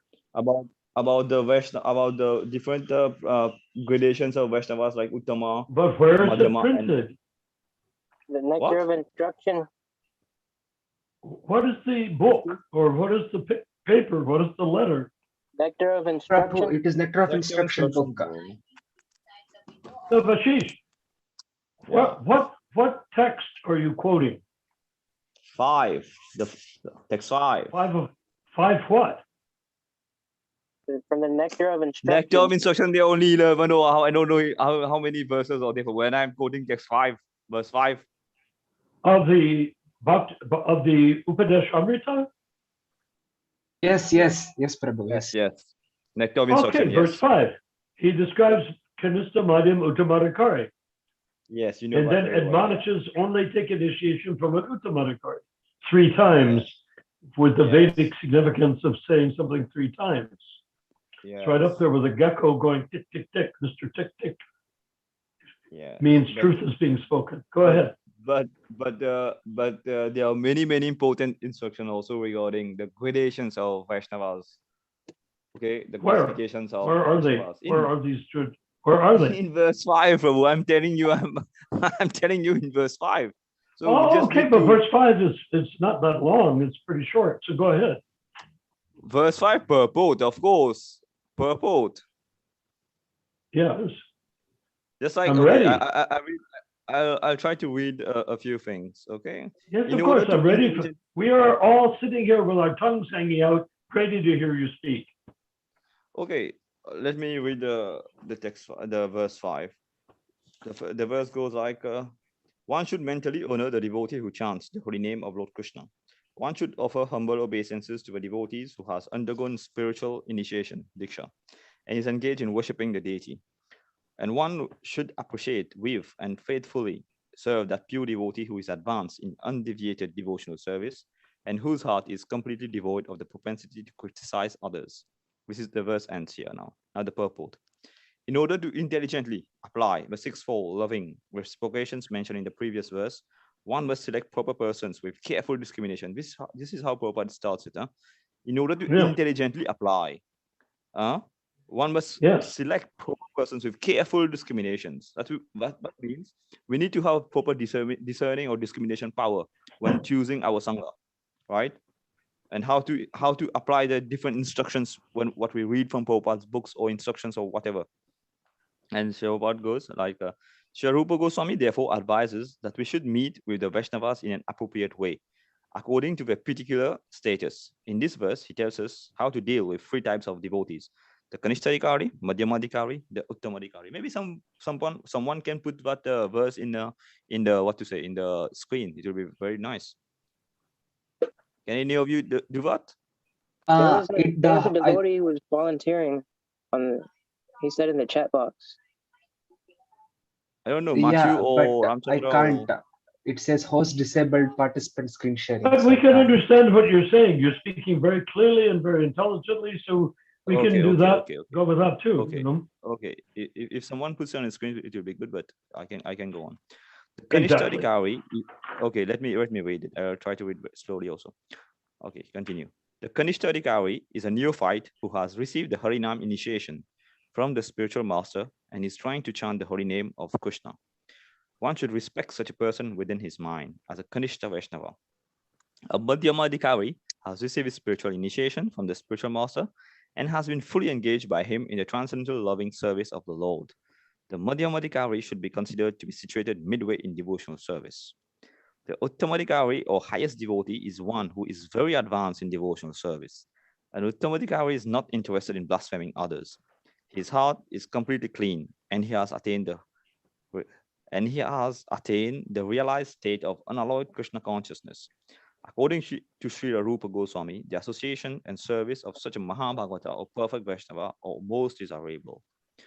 One should not remain a Kanishtadikari, one who is situated on the lowest platform of devotional service and is interested only in worshipping the deity in the temple. See, I'm reading this. Okay, I'm stopping now. I'm reading this, but each paragraph, each sentence, we can discuss very lengthily. That's why I always requested you guys to, okay, let's read from these books at least. We're okay, I go carefully. ahead. Yeah, such a devotee is described. I'm continuing reading. Such a devotee is described in the 11th canto of Srimad Bhagavatam, 11 to 47. Acharyam eva haraye, pujam yaha shraddhaya hete, na tad bhakteshu chanyeshu, se bhakta prata smrata. Translation of the verse. A person who is very faithfully engaged in the worship of the deity in the temple, but who does not know how to behave towards devotees or people in general, is called a prakrita bhakta or kanishtadikari. One therefore has to raise himself from the position of kanishtadikari to the platform of madhyamadikari. The madhyamadikari is described in the Srimad Bhagavatam 11 to 46 in this way. Ishware tad adhineshu. Good. Jai. Ishware, yeah, very good. The screen share is there. Scroll down. Ishware tad adhineshu. Scroll down, Prabhu. Ishware tad adhineshu. Yes. Go down. Yeah. Ishware tad adhineshu. Balisheshu vishatsu. Prema maitri kripopeksha. Yaha karoti sa madhyama. The Madhyamadikari is a devotee who worships the Supreme Personality of Godhead as the highest object of love. Make friends with the Lord's devotees, is merciful to the ignorant, and avoids those who are envious by nature. This is a way to cultivate devotional service properly. Therefore, in this verse, Sri Rupa Goswami has advised us how to treat various devotees. We can see from practical experience that there are different types of Vaishnavas. The Prakrita Sahajas generally chant the Hare Krishna Mahamantra, yet they are attached to women, money, and intoxication. Although such persons may chant the holy name of the Lord, they are not yet properly purified. Such people should be respected within one's mind, but their association should be avoided. Those who are innocent but simply carried away by bad association should be shown favor if they are eager to receive proper instructions from pure devotees. But those neophyte devotees who are actually initiated by the bona fide spiritual master and are seriously engaged in carrying out the orders of the spiritual master should be offered respectful obeisances. That means Kanishtadikari. Yes, in this Krishna conscious movement, a chance is given to everyone without discrimination of caste, creed, and color. Everyone is invited to join this movement, sit with us, take prasad, and hear about Krishna. When we see that someone is actually interested in Krishna consciousness and wants to be initiated, we accept him as a disciple for the chanting of the holy name of the Lord. When a neophyte devotee is actually initiated and engaged in devotional service by the orders of the spiritual master, he should be accepted immediately as a bona fide Vaishnava, and obeisances should be offered unto him. Out of many such Vaishnavas, one may be found to be very seriously engaged in the service of the Lord and strictly following all the regulative principles, chanting the prescribed number of rounds on japa beads, and always thinking how to spread the Krishna conscious movement. Such a Vaishnava should be accepted as an Uttamadikari, a highly advanced devotee, and his association should always be sought. The process by which a devotee, this is very important paragraph, Prabhu. So the one which we have read. Okay, let me read it again. In this Krishna consciousness movement, a chance is given to everyone. Can you follow? Yes. I'm reading that paragraph again. So please scroll back. So scroll down again. Up. You should scroll up. Scroll up. Yeah. One more. Yeah. Again, I want to read that. In this Krishna consciousness movement, a chance is given to everyone without discrimination of caste, creed, or color. Everyone is invited to join this movement. Sit with us, take prasad, and hear about Krishna. When we see that someone is actually interested in Krishna consciousness and wants to be initiated, we accept him as a disciple for the chanting of the holy name of the Lord. When a neophyte devotee is actually initiated and engaged in devotional service by the devotees, by the orders of the spiritual master, he should be accepted immediately as a bona fide Vaishnava, and obeisances should be offered unto him. Out of many such Vaishnavas, one may be found to be very seriously engaged in the service of the Lord and strictly following all the regulative principles, chanting the prescribed number of rounds on japa beads, and always thinking of how to expand the Krishna consciousness movement. Such a Vaishnava should be accepted as an Uttamadikari, a highly advanced devotee, and his association should always be sought. The process by which a devotee becomes attached to Krishna is described in Chaitanya Charitamrita, Anjalila 4.192. Diksha kare bhakta kare atma samarpan. Se kale Krishna tare kare atma sama. At the time of initiation, when a devotee fully surrenders to the service of the Lord, Krishna accepts him to be as good as he himself. Diksha or spiritual initiation is explained in the Bhakti Sandarbha 868 by Srila Jiva Goswami. Divyam jnanam yato dadyat kuryad papasya shankasyam tasman diksheti sa prokta desikais tadva kovidehi. By Diksha, one gradually becomes disinterested in material enjoyment and gradually becomes interested in spiritual life. We have seen many practical examples of this, especially in Europe and America. Many students who come to us from rich and respectable families quickly lose all interest in material enjoyment and become very eager to enter into spiritual life. Although they come from very wealthy families, many of them accept living conditions that are not very comfortable. Indeed, for Krishna's sake, they are prepared to accept any living condition as long as they can live in the temple and associate with the Vaishnavas. When one becomes so disinterested in material enjoyment, he becomes fit for initiation by the spiritual master. For the advancement of spiritual life, Srimad Bhagavatam 6.1.13 prescribes Tapasa brahmacharyena samena shamena cha damena cha. When a person is serious about accepting Diksha, he must be prepared to practice austerity, celibacy, and control of the mind and body. If one is so prepared and is desirous of receiving spiritual enlightenment, Divyam Jnanam is fit for being initiated. Divyam Jnanam is technically called Tad Vijnana, or knowledge about the Supreme. Tad Vijnanatam Sagurum Evabi Gachet. When one is interested in transcendental subject matter of the absolute truth, he should be initiated. Such a person should approach a spiritual master in order to take Diksha. Srimad Bhagavatam 11.3.21 also prescribes Tasman Gurum Prapadyeta Jigyasu Shreya Uttamam. When one is actually interested in transcendental science of the absolute truth, he should approach a spiritual master. Okay, I stop reading. I'll put a pause and try to talk about this. See Prabhupada, how he says, how can you hear me all? What is Yes, this? Prabhu, yes.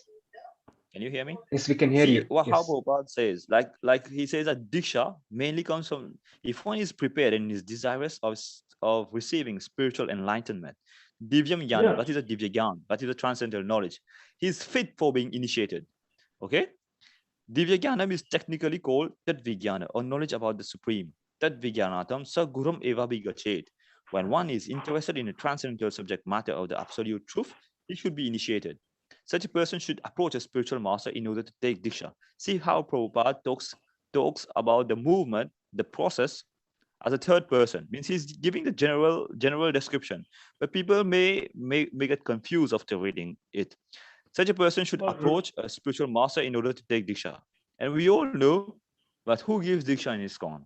okay, unanimously, all of us here, okay, except few people, okay, 1 or 2 people here, who doesn't know, but the person who is only qualified, eligible, authorized to give Diksha is Prabhupada. And all the devotees must act as facilitators, to act as a instructing, as a facilitator between Prabhupada and that new aspirant spiritualist, aspiring spiritualist.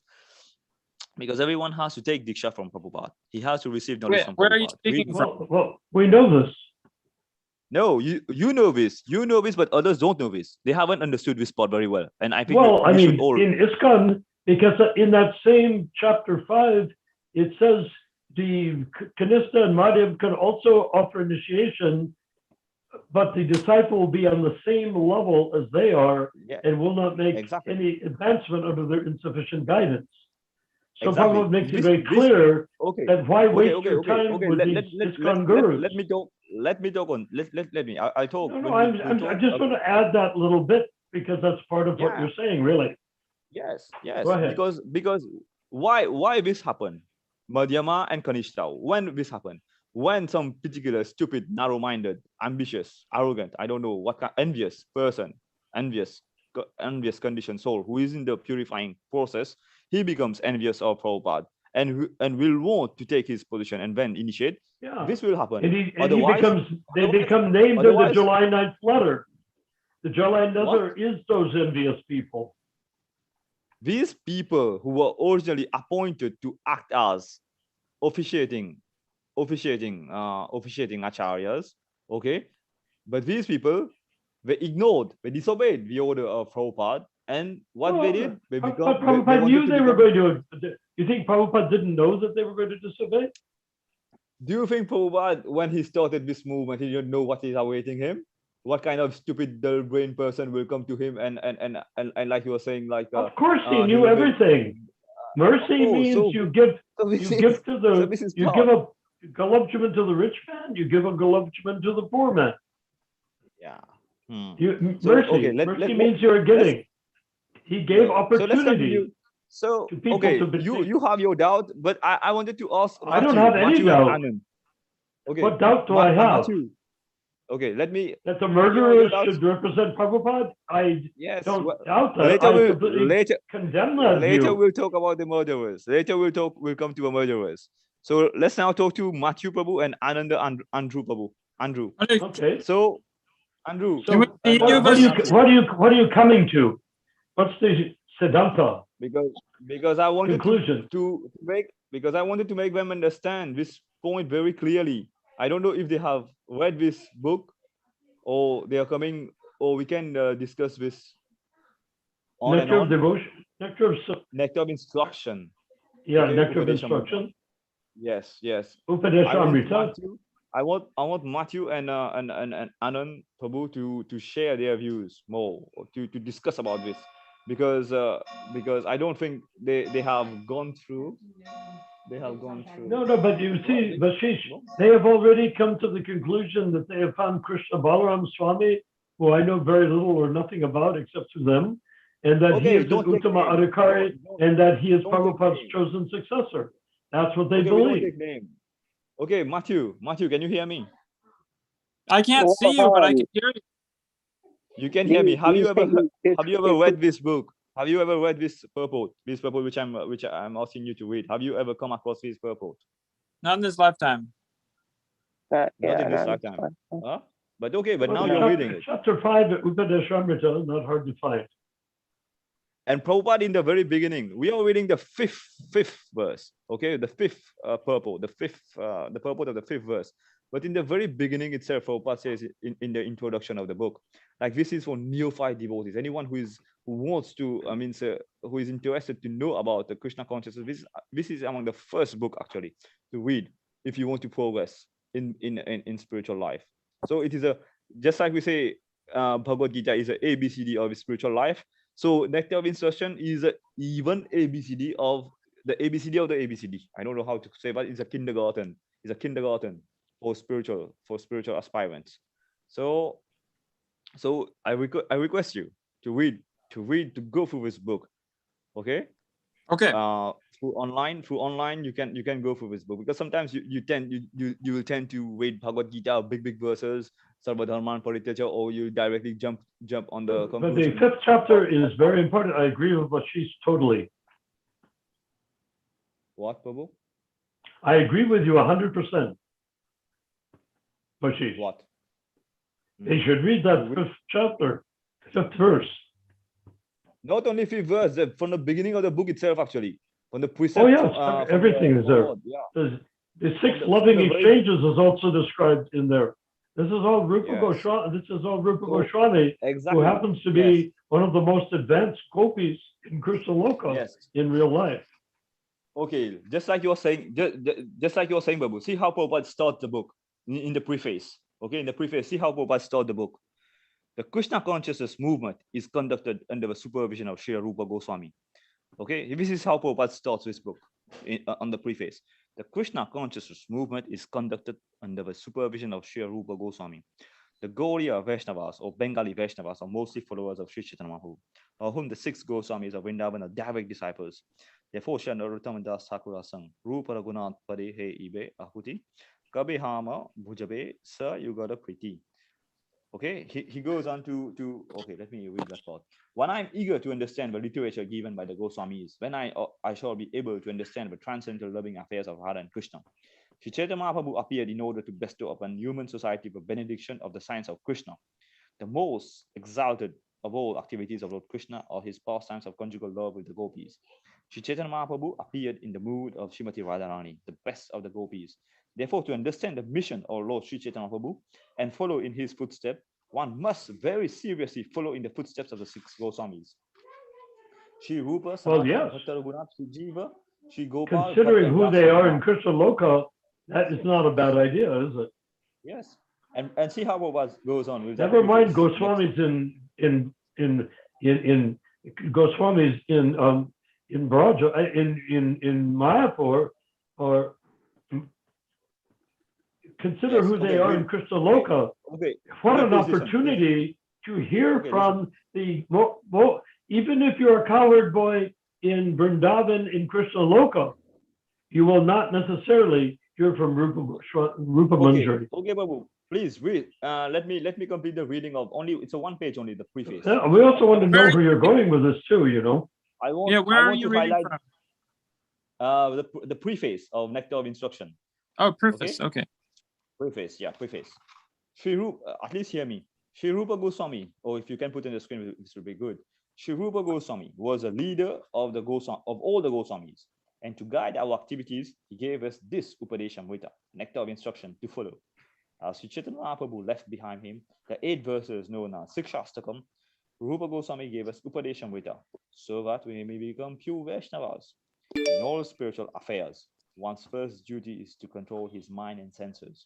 Unless one controls his mind and senses, one cannot make any advancement in spiritual life. So, excuse me, this is very important. In all spiritual affairs, one's first duty is to control his mind and senses. Mind and senses. These 2 words, we can talk very much on that, okay? Unless one controls his mind and senses, one cannot make any advancement in spiritual life. Everyone within this material world is engrossed in the modes of passion and ignorance. One must promote himself to a platform of goodness, Sattvagun, by following the instructions of Rupa Goswami. And when everything concerning how to make further progress all will be revealed. Let me read this again. One must promote himself to a platform of goodness, Sattvagun. Yes, that's true. By following. But I'd like to point out at some point that this instruction in that 5th verse is designed to befuddle and confuse the people that wanted to become gurus and those that wanted to be GBC, unelected GBC. That Prabhupada created such a puzzle that you have to have a magical wand to walk through the forest that he planted to hide the distinctions of the Kanista, Madhyam, and Uttama Adhikari. It's all there, but you have to have superior knowledge to be able to uncover it, because he made it in such a way not to be understood. Exactly. That's why last time I said, okay, listen now, Babu, please listen. That's why last time I said that Prabhupada's teachings are very esoteric. All his teachings are esoteric actually. And without means sometimes it is very simple for the simple minds, but very complex for the crooked mind. Okay, for complex minds. Yes. So that's So why it's last time I said about the esoteric. Prabhupada's teachings are very esoteric. If one has a chance exactly. to So if one Bashish, welcome to the League for 10K, because the League for 10K is the special magical sacred soldiers that are going to uncover that truth and make it possible for people who then are sick of what's happening in ISKCON to see the way to the higher platform for the and become part of the League for 10K, which will perfect ISKCON and bring it to 3, not just Kanisarakaris, which they've got plenty of, including their so-called gurus, but Madhyam and then Uttamadikari pathway. And when that is there, people will be sick of what they've been told for so many years. Let me read the last paragraph, which is But where are you going with this? Advancement. Okay, the last paragraph. Okay, advancement. Advancement in Krishna consciousness depends on the attitude of the follower. This is very important, attitude. A follower of the Krishna consciousness movement should become a perfect Goswami. Vaishnavas are generally known as Goswamis. In Vrindavan, this is a title by which the director of each temple is known. One who wants to become a perfect devotee of Krishna must become a Goswami. Go means the senses and the Swami means the master. Unless one controls the senses and the mind, one cannot become a Goswami. To achieve the highest success in life by becoming Goswami and then a pure devotee of the Lord, one must follow the instructions known as Upadeshamrita. One see how Prabhupada highlights the importance of this book. To achieve the highest success in life by becoming a Goswami and then a pure devotee of the Lord, one must follow the instructions known as Upadeshamrita, which have been given by Sri Rupa Goswami. Sri Rupa Goswami has given many other books such as Bhakti Rasamrita Sindhu, Vidagdha Madhava, and Lalita Madhava. But Upadeshamrita constitutes the first instructions for neophyte devotees. One should follow these instructions very strictly, and it will be easier to make one's life successful. Hare Krishna. Prabhupada signed September 20th, 1975, when Vishwarupa Mahotsava, Krishna Balaram Mandir, Raman Reddy, Vrindavan, India.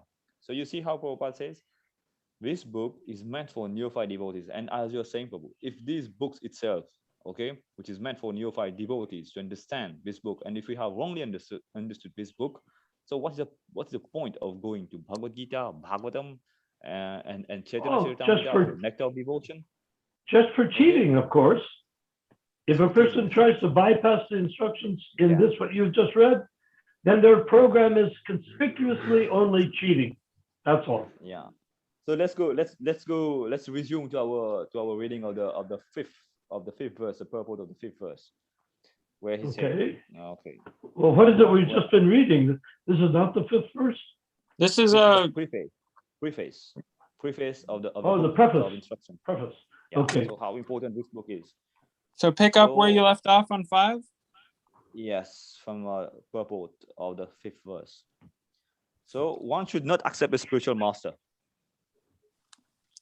One should not accept. I think you should scroll down. Is this good? Scroll down. I think so. One should not accept a spiritual master. Yes, exactly.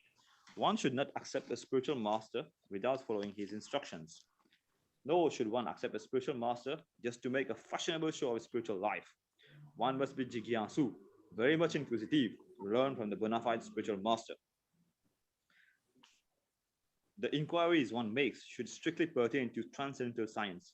Jigyasu Shreya Uttamam. The word Uttamam refers to that which is above material knowledge. Tama means darkness of this material world. And Ut means transcendental. Generally, people are very interested in inquiring about mundane subject matters. But when one has lost such interest and is simply interested in transcendental subject matters, is quite fit for being initiated. When one is actually initiated by the bona fide spiritual master, and when he seriously engages in the service of the Lord, he should be accepted as a Madhyama Adhikari. So this is very important verse also. One should not accept a spiritual master without following his instructions. One should not accept a spiritual master without following his instructions. Nor should one accept a spiritual master just to make a fashionable show of a spiritual life. One must be jigyasu, very much inquisitive, but must inquisitive to learn from the bona fide spiritual master. So from the bona fide spiritual master is Prabhupada. Okay, from whom we shall take initiation is Prabhupada. Of course, now there are some stupid people who say that okay, Prabhupada is not here. So how we ask questions and always how we ask questions, how our answers, queries will get. There's no need to ask questions. He has given instructions enough to take any normal human being for a thousand lifetimes before. I'm sorry to interrupt you, Prabhu. No, we shouldn't be so much. See, transcendental life, spiritual life is application of all these instructions which Prabhupada has given us. So one seriously will have many queries actually, many questions, and you're saying what you're saying is right, that Prabhupada has. You don't need very many questions. Let me. Chant Hare Krishna. That's not very complicated. Yes, not complicated. Yeah, but there are people who are chanting Hare Krishna also, but after chanting few rounds of Hare Krishna for few days, for few months, and then they give up because their basic answers, the basic queries, the basic confusions. They don't know what ISKCON is supposed to be. They only know what ISKCON has evolved to be. So what turned into a Catholic church. What is the Krishna Why should they be interested movement? in it? If he hasn't come across the representative of Prabhupada, then he will sure to meet frustration. So Matthew Prabhu and Anand Prabhu. Prabhupada is the representative of Prabhupada. Let me talk to them, please. Okay, Prabhu, let me talk to them. See? Yeah, but what are you doing? I think you were going in circles. One must be jigyasu. One must be jigyasu, very much inquisitive, to learn from the bona fide spiritual master. Now, from the bona fide spiritual master, like you say, is Prabhupada, because he's the one who will be giving you diksha, and you should read his books. You should hear from him, from his lectures. Now, if you're also having some specific questions, okay, which you don't know itself from which book to refer, because Prabhupada has given us many books, then Prabhupada has given a society, a system, where he has given senior Vaishnavas. That's why he says Sadhu Sangha, Sadhu Sangha. Sadhu Sangha means the devotees of the Lord Chaitanya, devotees of disciples of Prabhupada.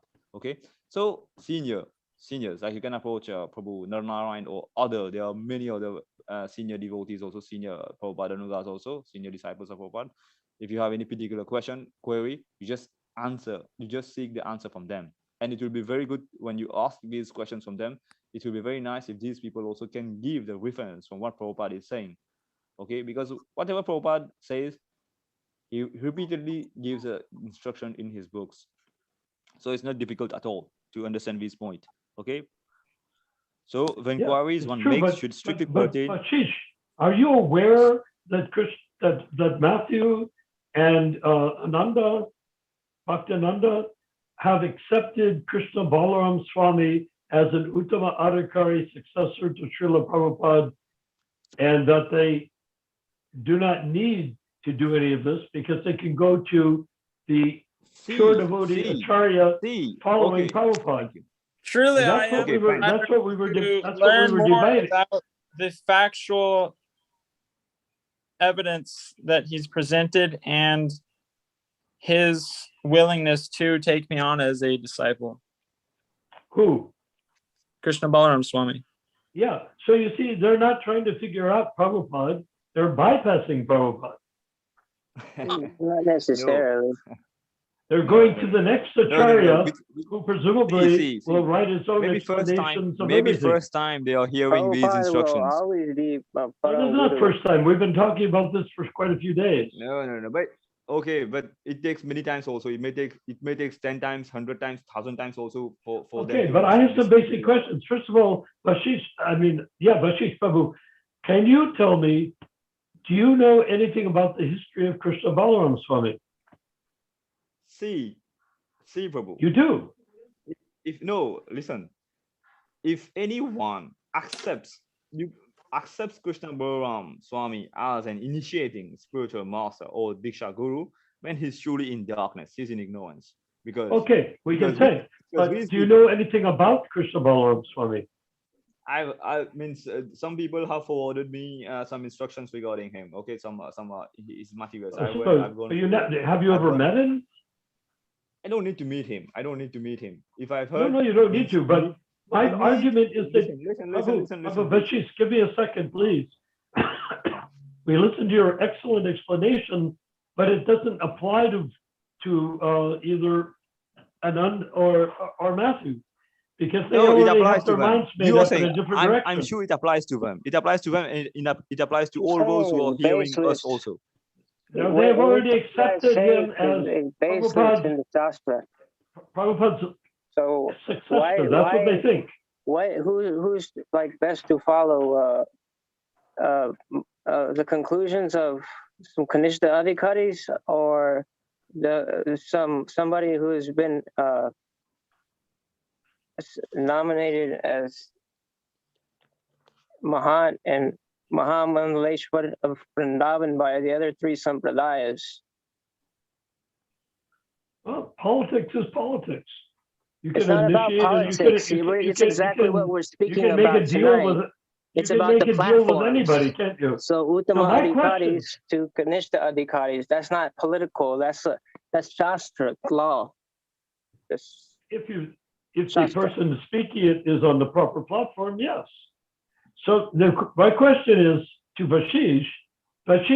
I am asking Matthew and Ananda, if Prabhupada initiated him, where was he when Prabhupada, if he's an Uttama Adhikari, which he claims to be? No, leave that apart. Let's go. No, he claims. Wait, Bashish, please, I need your sword and your spear. I have several other I need your weapons. Please listen.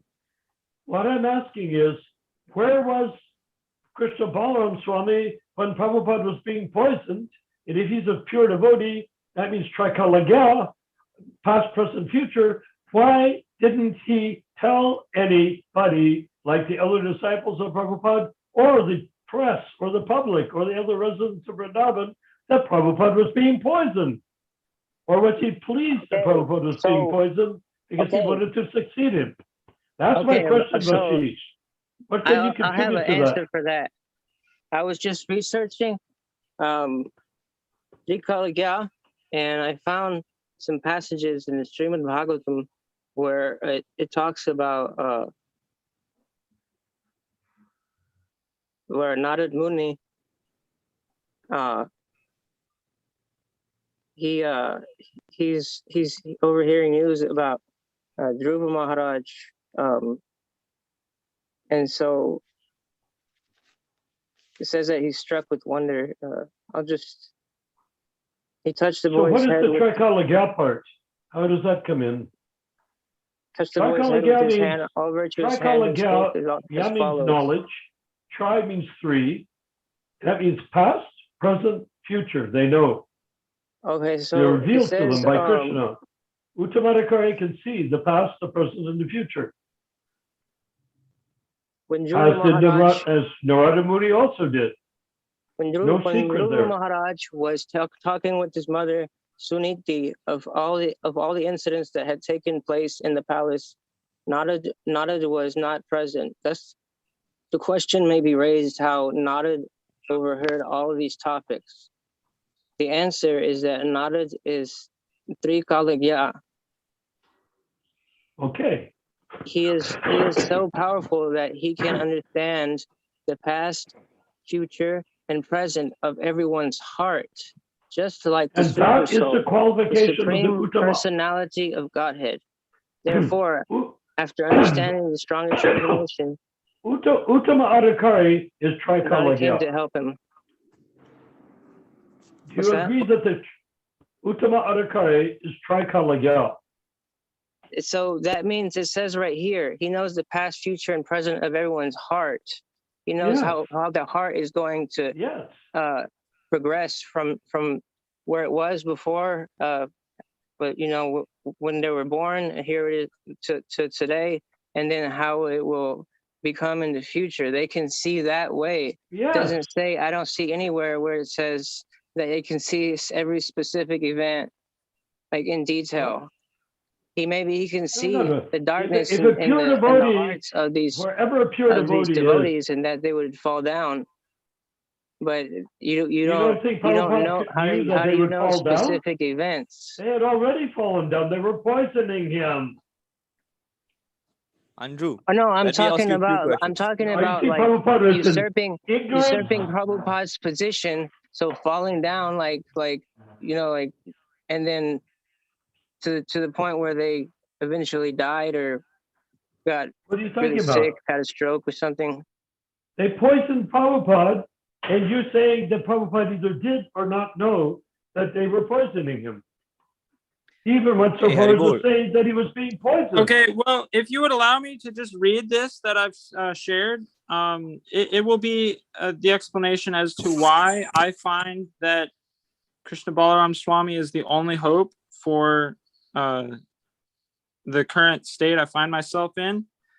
Not that I'm like too hopeless, because I want you to answer the question: why didn't he raise the cry that his spiritual master, Srila Prabhupada, Acharya, why didn't he raise the cry that Prabhupada was being poisoned?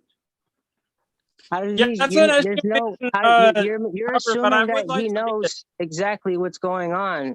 Like, where So he knew where that did you Prabhupada was hear? being poisoned. What was Where he did doing? Prabhupada Gloating say? so that he could become the next Acharya?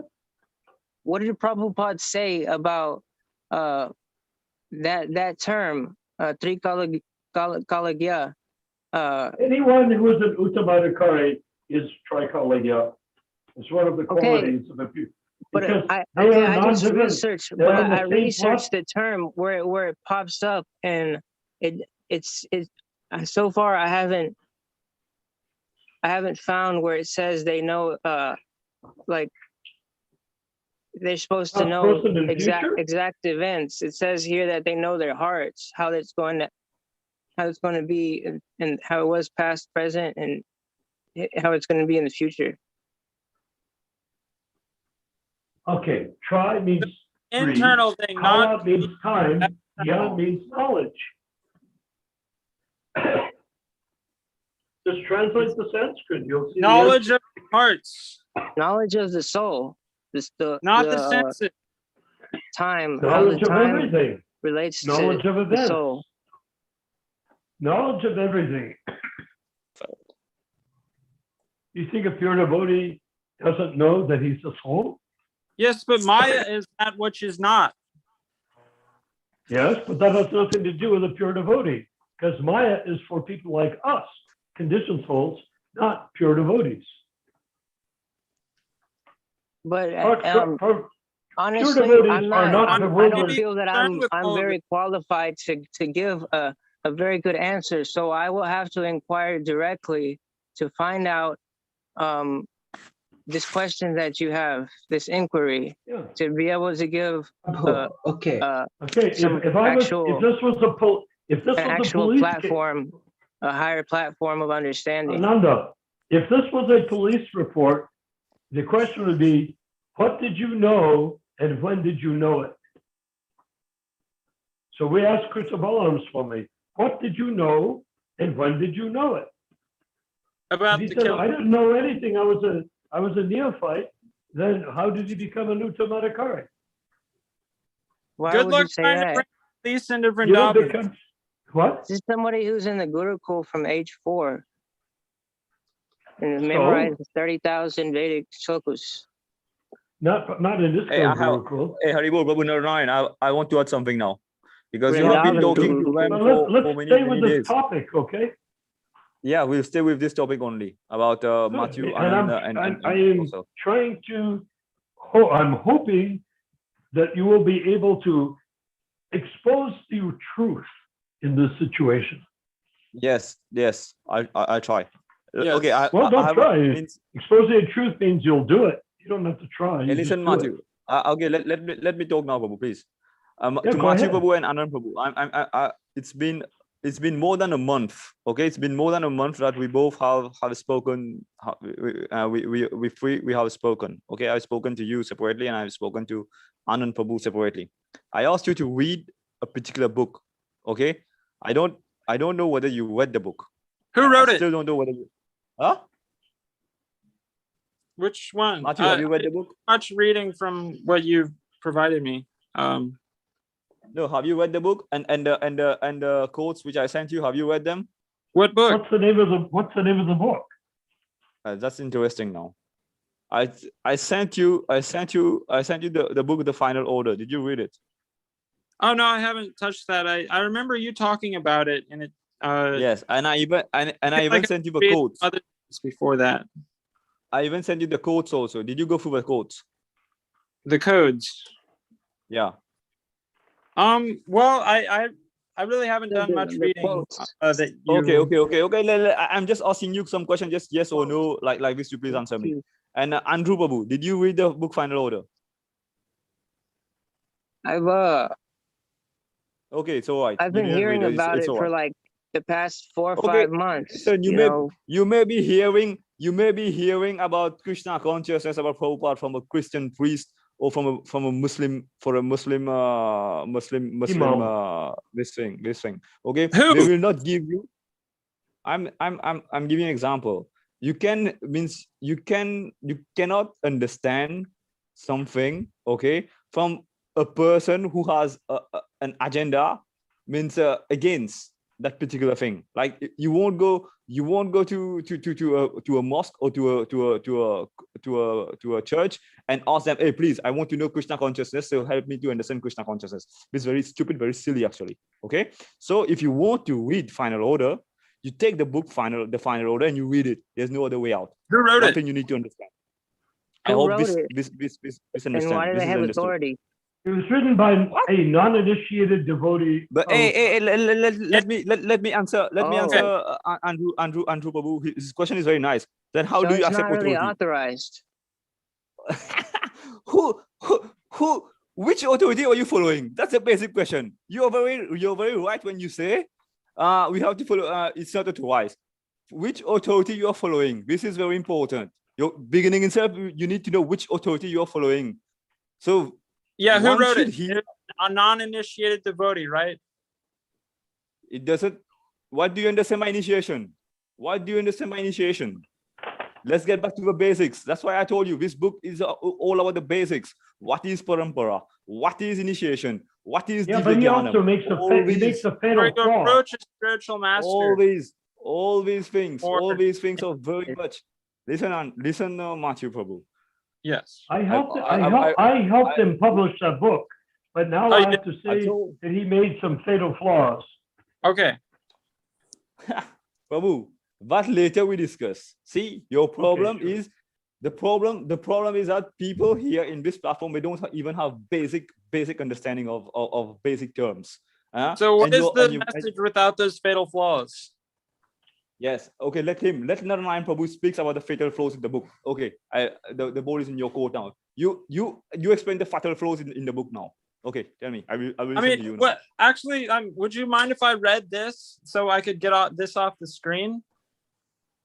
Which one? This is some research I did.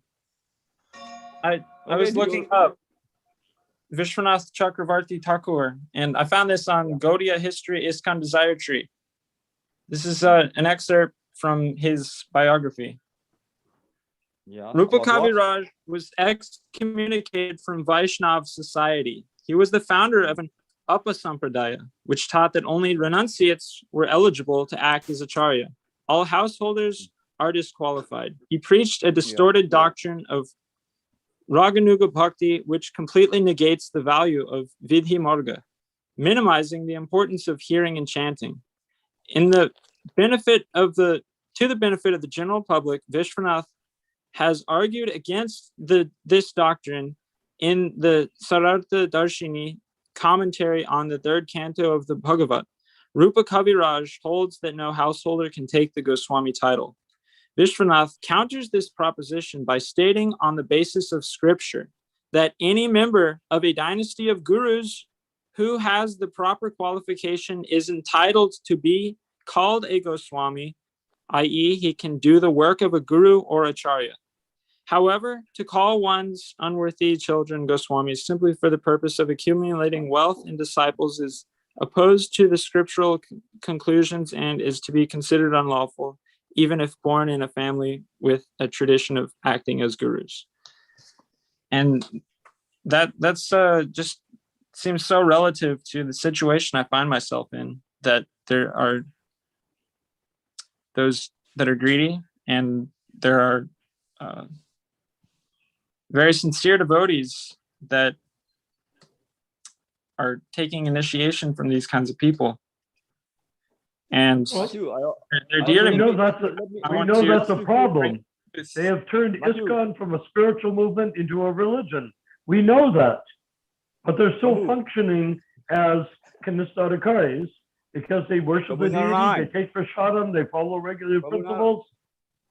But they are confused and they're unhappy and they're leaving the movement as well as joining the movement because it has become a church, not a temple, not a spiritual place, but a religious place. And the GBC have become cardinals of the church, like the Catholic cardinals of the Catholic Church. Right. And all the temple presidents, all the gurus are appointed by mundaners, namely GBC. That we understand. And now I believe we were going to hear about you about how to avoid the fatal flaws in the final order. Thank The you. fatal flaws in the final order, there's no fatal flaws, but people have a flawed understanding of what Srila Prabhupada was doing. He wanted to preserve the movement in one piece, not have it broken up into pieces like the Gaudiya Math. Easy to understand.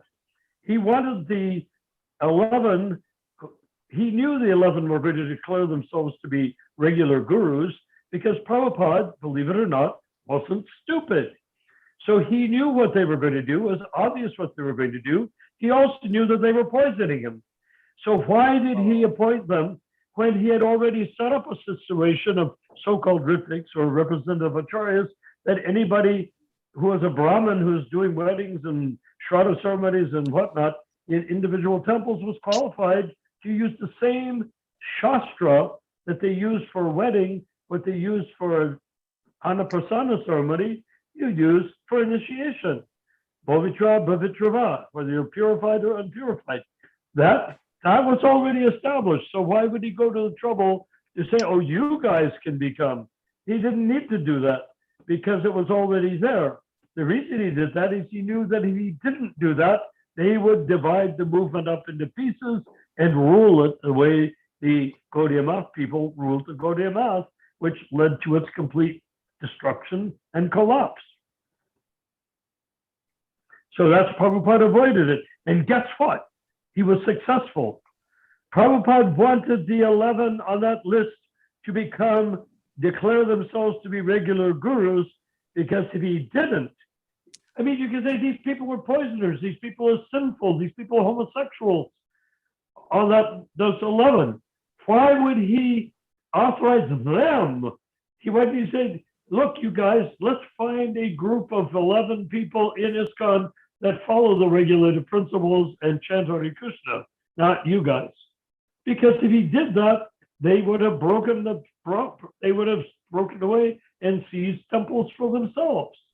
So Prabhupada avoided that by making them essentially regular gurus by declaring them to be rithviks, which they weren't ever really, or they could have been in their own temples, but there were so many rithviks in the temples already, if you want to call them rithviks.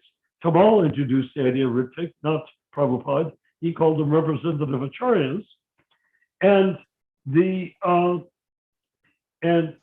and there was no, and you notice one thing, Prabhupada is not the author of the document of the 11, the July 9th letter. He's not the author. He is the witness. Tamal Krishna is the author because he signs with big letters, Tamal Krishna, underneath that statement, and Prabhupada is on the side. Go to any lawyer, he'll tell you the guy on the side is the witness. In this case, Prabhupada said that he agrees, but that doesn't matter. He's not the author of that document at all. If Krishna Kant thinks he's the author, then Krishna Kant should talk to a lawyer, or to a barrister in England. and he will be told that you can't be the author if you're not the main signer. You're the main signer. So what did Prabhupada do? He tricked them. He tricked them by letting Tamal puff himself up and be the main author of that list. And then he agrees, well, that's okay. But Tamal takes the karma for bringing unauthorized people and sinful people to be the so-called representative acharyas, meaning Ritviks, or that he called Ritviks, Tamal called Ritviks. And then you think Prabhupada is stupid? I don't. I knew Prabhupada. I met him so many times. I never found one instance where Prabhupada was stupid. So why would Prabhupada be why would Prabhupada be stupid and not know that they were going to declare themselves regular gurus? And why would he send them to Sridhar, of all people, who had already destroyed the Gaudiya Math beforehand, to make sure that they did become regular gurus? Why would he do that? Because he wanted them to become regular gurus, not because that was the right thing, but because that was the only way to save the movement as a movement, rather than a bunch of temples that were broken up with individual warlords in each one. They had 11 zones, you know. I think they were plotting that those 11 zones, they'd each one end up owning that zone. The 11 would have zones. So those zones that they had would be their domain. They would be like feudal lords in the medieval times.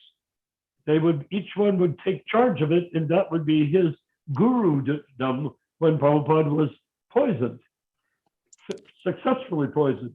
But Prabhupada tricked them and tricked them and tricked them again, so that it ended up that they kept the movement together by making them gurus making them regular gurus as a clump under the name of Ritvik or representative acharyas.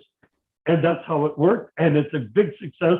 Now it's the Y2K's job to sort that out and set it straight so that Prabhupada is the acharya for the next 10,000 years. Okay? Any problem? I would say that maybe he understands. Is Vashi still there? Yeah, I'm listening. Okay, good. You heard what I said. This is pretty dramatic. Yeah, totally. In my opinion, it's totally flawed what you just said. You don't agree, but that's okay. I understand you don't agree. But remember, Yeah. I helped compile and pay for the final order. Yeah. So for me to come to that realization meant I had to make some spiritual advancement beyond what I was before to be able to say what I just said. But I don't think anyone could really sensibly argue that I'm mistaken. Because if you know the history of ISKCON in retrospect, nobody in 1960. Knowing well the history of ISKCON itself, In July 9th, it's easy to argue against me. But after 40 years, it's not easy to argue against me. Okay. Because history has proven it. Okay. Later we'll talk about the July 9th letter, but I wanted to ask Matthew and Anand a simple question actually.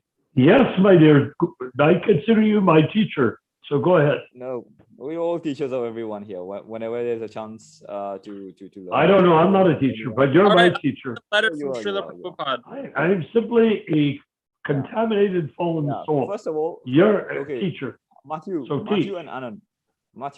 No, I'm just repeating what I've heard from my seniors. Okay, Matthew and Anand Prabhu, I would like to bring your attention to a few points. The very first verse of Nectar of Instruction. Okay, we'll stop for now the teachings of the verse 5. I think I won't ask you to read the final order. Okay, now better actually you start chanting your rounds on a regular daily basis. This will be mostly most appreciated actually, and it is most conducive. Instead of talking for hours, okay, but without following the basics of chanting 16 rounds daily, nothing. You will earn nothing. You will gain nothing.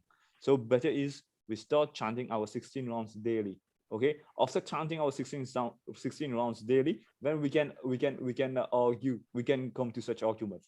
If Who one is cares not what I chanting daily, gain? What does Krishna get out of this? Krishna And his at least devotees. will.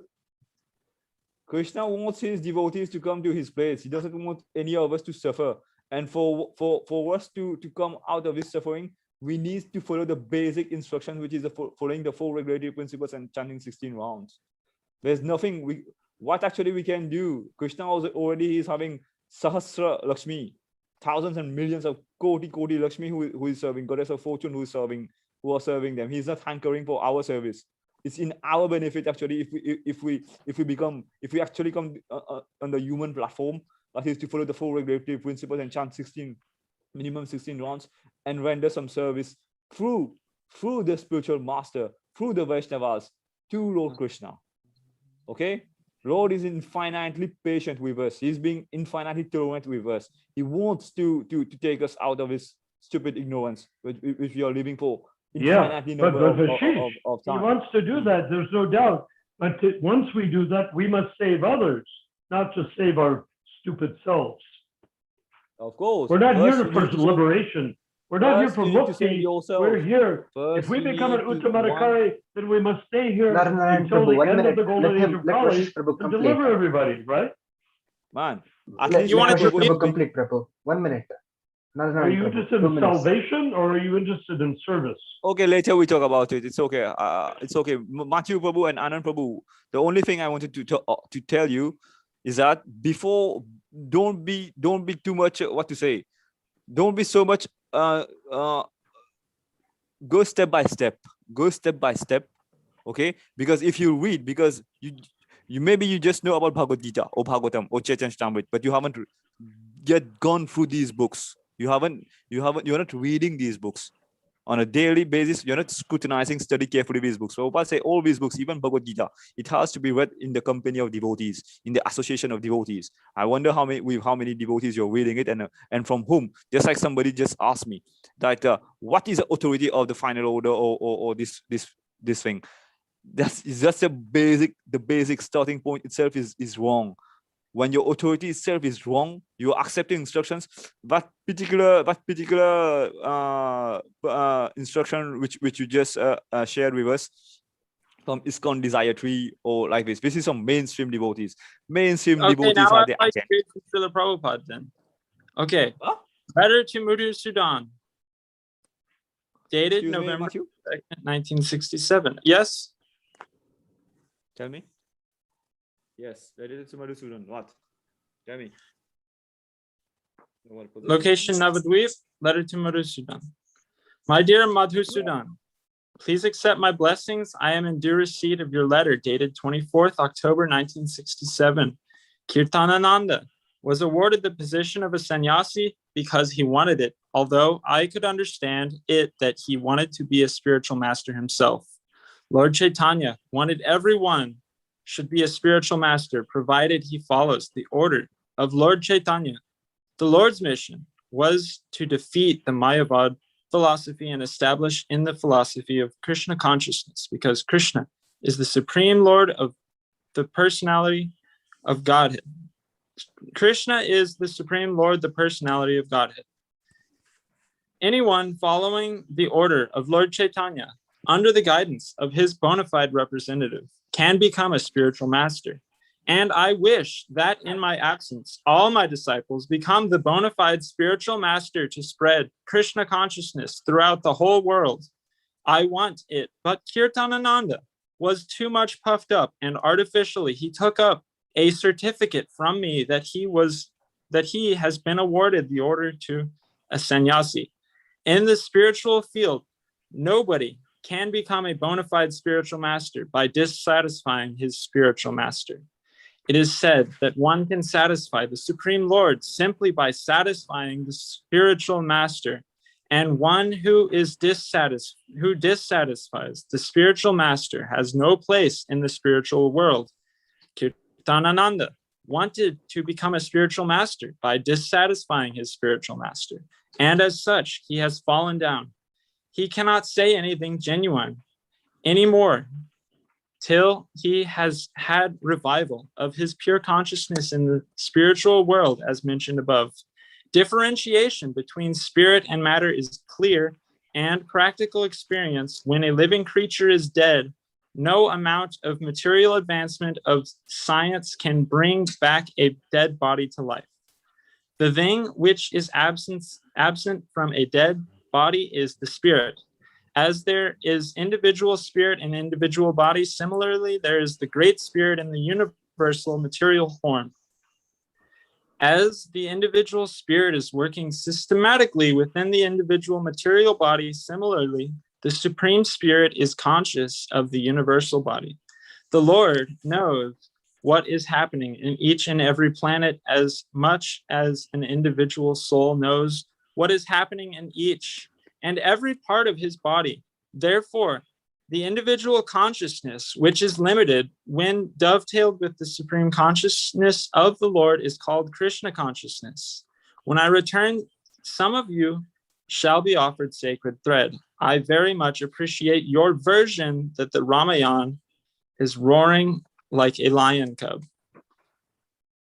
I said Ramayana, but pardon me. I very much appreciate your version that Rai Ram is roaring like a lion cub. I wish that every one of you should be lion's descendant. Our Lord Krishna assumed the form of lion and killed the atheist Hiranyakashipu, and by disciplic succession, we shall also kill all impersonalist atheists. Absolutely, there is no Krishna consciousness for the impersonalist. Hope you are well. Your ever well-wisher, A.C. Bhaktivedanta Swami Srila Prabhupada Ki Jai. Yeah. So you understand, don't you, Prabhu? You do understand that Prabhupada was writing whenever the movement was very young. Kirtananda had committed the most horrible offense, and Prabhupada was doing damage control. Now, we don't need to be concerned for the League for 10K about letters that are written for damage control, but they are interesting because Prabhupada was so expert at damage control, just like the July 9th letter is damage control. So this is what we're dealing with, damage control, not intent of the spiritual master, but how to deal with what does the guru do when he's being poisoned, or what does the guru do when his disciple tries to take over the movement, which is what Kirtananda was trying to do. So Prabhupada, instead of kicking him out, the feudal king in the Middle Ages of Europe, which is most of background of Matthew, most of which letter? all What of us. letter was that? In which to whom and what year? In which year was that? The one, 1967. The one you just read. it was Madhusudan, who had not yet received sacred thread, you can tell what Madhusudan. Prabhupada said, 1967. And that's when Kirtananda went with Prabhupada to England, and he came back and tried to take over the movement. No, was there. What was I wanted to ask you, and I asked you, but Kirtan Go ahead. Maharaj, he was forcing Prabhupada, because I've already come across this letter earlier, and I know that Kirtan Maharaj was kind of forcing Prabhupada to give him sannyasi. That's why I asked you about Kirtan Not and sannyas. forcing. No, but He forced. In that letter, he says. Prabhupada tricked him. Yeah, trick him. But he tricked him. Why? So, Why? What was the purpose of tricking him? What was the purpose of tricking so him? that he could create New Vrindavan. Yes, and what? And he coaxed. Actually, he coaxed. COAXING. He coaxed Kirtananda. Actually, he said, "Okay, you want sannyas, take it, and in return, do this, like this, like create one." But when they started New Vrindavan, did you catch that they created a letterhead with an acronym that started FUCK? Okay. Friends. Matthew, no, Prabhu, I don't want you to digress from the conversation, but That is the conversation, no? Let's talk to Matthew, okay? Matthew, what was the purpose of putting this letter on screen, actually? he's establishing that there is parampara. What letter? No, that letter Madhusudan from Yes. Madhusudan letter. Parampara. Yeah, Yeah. do you What do you remember? understand by parampara? What do you understand by parampara? It is an unbroken chain of guru to disciple. Yes, and what guru to disciple is what? What kind of relationship? Does it have you understood only to be diksha or what kind? How many purports, how many definitions, description of That is parampara have you read from a Prabhupada? question. Diksha Okay. or I sent okay, listen now. I sent few weeks back, I sent a book, a copy means a cover of the book in that League of 10,000 group chat. The book was about spiritual master and disciple. It contains many quotes about the spiritual master and disciple relationship. Have you gone through this book? Have you ever gone through this book? It gives elaborate. Disciple. I have not read that book. Please read these things. You need to read these things. There are many definitions of diksha, of parampara. Why you should whatever. And there's evidence to these definitions, correct? It's from Prabhupada's books, man. He wrote them. Only he wrote Prabhupada's books. Who wrote Prabhupada's books, man? So it's Srila Prabhupada's the author. Of course, I'm telling it's a compilation of quotes from Prabhupada's books. No Okay. letters, no lectures, nothing. Just go through online, and if somebody can share it on our group chat, it will be very nice. Actually, a very good service it will be, because this is the most important book. It's about guru. Yeah, bhakti, true. okay? The true qualification of everything is given in that book. Everything is given. The spiritual master and disciple. So see, I may be reading something. You have just posted this letter, okay? Letter to Madhusudan. I don't know which the one which talk about November 2nd. Excuse me? You don't know what? Yeah, 2nd November 1967. Yes. Letter to Madhusudan. I have it here. Same Madhusudana. Same letter. If I read it and I give you my understanding of it, man, different people will read this letter. They will have different understanding. But you should understand. As long as it leads to the love of God, I'm okay with that. As long as the spread of Krishna consciousness for all. This is a basic thing, man. This is so vague. Sometimes you need to understand the intricate parts of it. The very okay. Can you put that letter? I read it and try to make you see points which I've seen, or maybe I've not understood it. But I'm very sure, I'm very confident that you have not seen it. Can you put that letter so that I can read it? The letter that I read? Yeah. It's done. Where do you want to go? No, but I can't scroll it. Yeah. Let me read it. My dear Madhusudan, please accept my blessings. I am in a due receipt of your letter dated 24th October 1967. Kirtananand was awarded the position of sannyasi because he wanted it, although I couldn't understand, but he wanted to be a spiritual master himself. Okay, let me explain this. Kirtananand was envious of Prabhupada. Okay, I can't read it now. You can't? Can you? Yeah. Where okay, is it? Okay, I can read it. Because he wanted to be a spiritual master himself.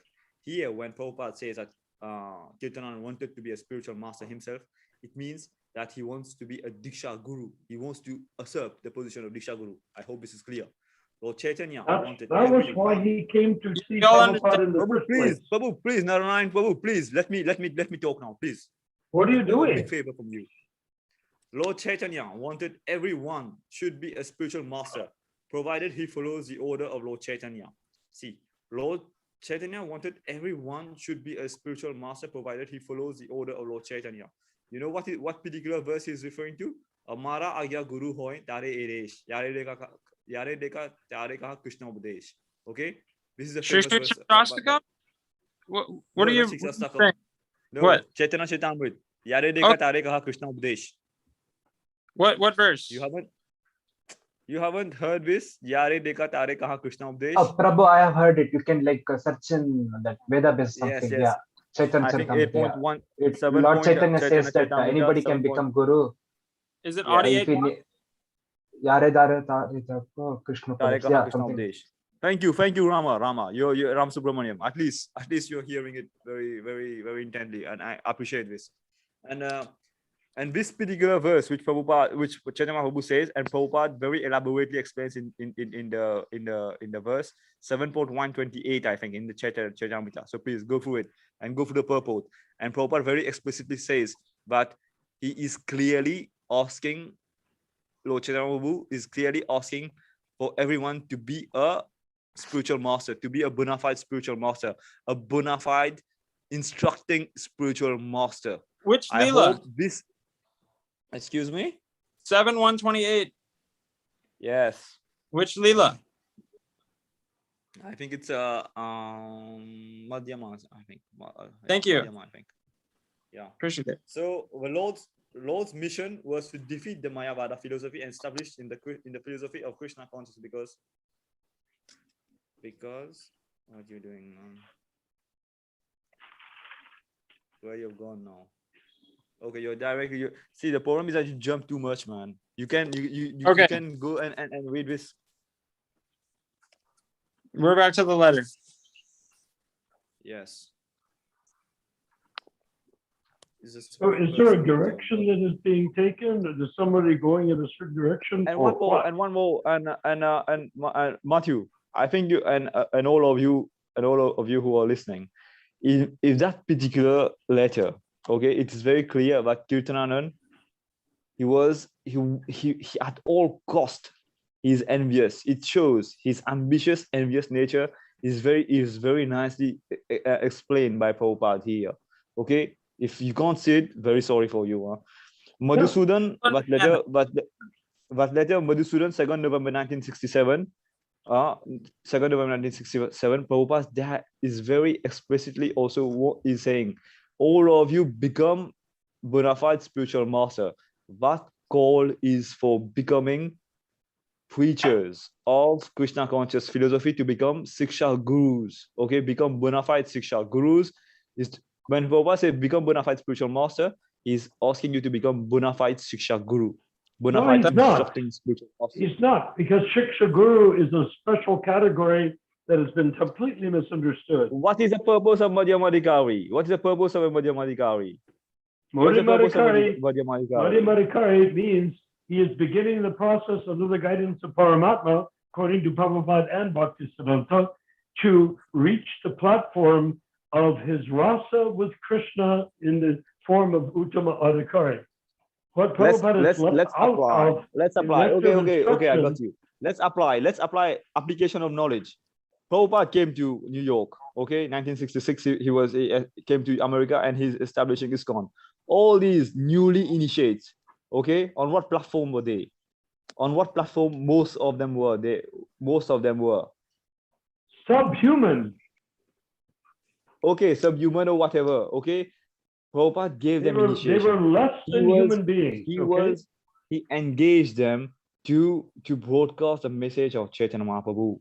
Okay, actually, what I've just been reading from Nectar of Instruction, or if you read from Nectar of Instruction, a Madhyamadikari, okay, a highly advanced devotee in the Madhyamadikari platform. He is on a very high platform, but he's among the very intelligent disciple or servant of Prabhupada, of the spiritual master. He has a brain substance enough to control a center or a temple. Okay. Does the Madhyamadikari see himself as a purified body, like the high level Kanistadikari, or does he see himself as a pure spirit soul, like the Uttamadikari? I don't see these things is left to, I don't know, many people will take it to different perspective. Well, but one thing is, let me clarify. But you're anyone who is taking a responsible position in Prabhupada's movement, be it the leader. No, I'm not speculating. Maybe others are speculating. Yeah, you're saying Shiksha Guru, that's not bona fide. No, Siksha Guru should be bona fide. A bona fide Siksha Guru, bona fide spiritual Yeah, master. When Prabhupada, Shiksha Guru is when bona fide, Prabhupada, but not what you're saying is Shiksha Guru. That's not bona fide. Shiksha Guru, you look it up in the database. Prabhupada said that the Shiksha Guru and Diksha Guru must be on the same platform. And if they're not nowhere he one says. or both, one or both of them is a rascal. So a Shiksha Guru can't be used the way ISKCON is used it. They want to say, oh, Prabhupada is the Shiksha Guru, we're the Diksha Guru, or we're the Prabhupada is the Diksha Guru, we're the Shiksha Guru. That's not true, and it's not supported by anything Prabhupada ever said. Prabhupada We clearly have to says. go with what Prabhupada said, not what the GBC said. Of course, I'm referring to what Prabhupada said. Prabhupada says, Where whatever did he you say hear. Shiksha Guru? Yes, I have Where? many quotes. What where? Sure. Come up with one.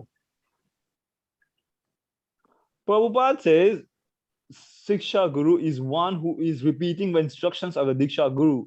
Okay, all of you in the movement, you're supposed to teach what I'm teaching. Or any of Prabhupada's followers, he cannot repeat anything which Prabhupada hasn't said. That's our duty. Okay? So you're correct. saying anyone who repeats what Prabhupada says is a Shiksha Guru? Prabhupada is a Diksha Guru. He is a fountain. He's a base of all the instructions. But we can speak to others. Okay? Shiksha Guru means he is directly representing Krishna. Yes, and he's directly representing Krishna. He's giving us, he's a transparent via medium. He is giving us the scriptures. He's translating us the scriptures. So But he's he a said fountain. that the Shiksha Guru has to be on the same platform as the Diksha Guru. No. The He Siksha says Guru. that. No, he doesn't say anywhere. Is it correct Yes, that he Shiksha does. Guru Look it is up on the a database. formal relationship of guru disciple? Excuse me, Matthew. What's your query? Is a Shiksha Guru a formal relationship between a guru and a disciple? No. It's not? No. The Shiksha Guru It is, can be, if your though. Diksha Guru, if you have one pure devotee is your Guru, and you Is go it to that another pure devotee, he becomes your Shiksha Guru. But the Okay. pure Hey, the Shiksha Guru has to be an Uttama Adhikari.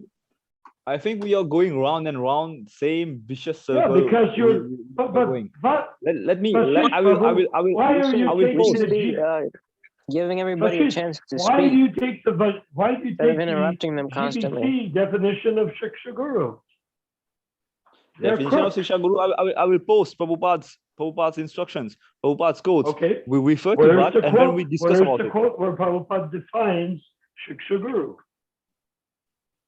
Many places, Abu. Now, for many. Well, not many okay. places. You should. We What want happens one here place. is, as third party over here, Vashish Prabhu, Narayan Prabhu are If it's so many discussing about places, could be something. 10 of And them, okay?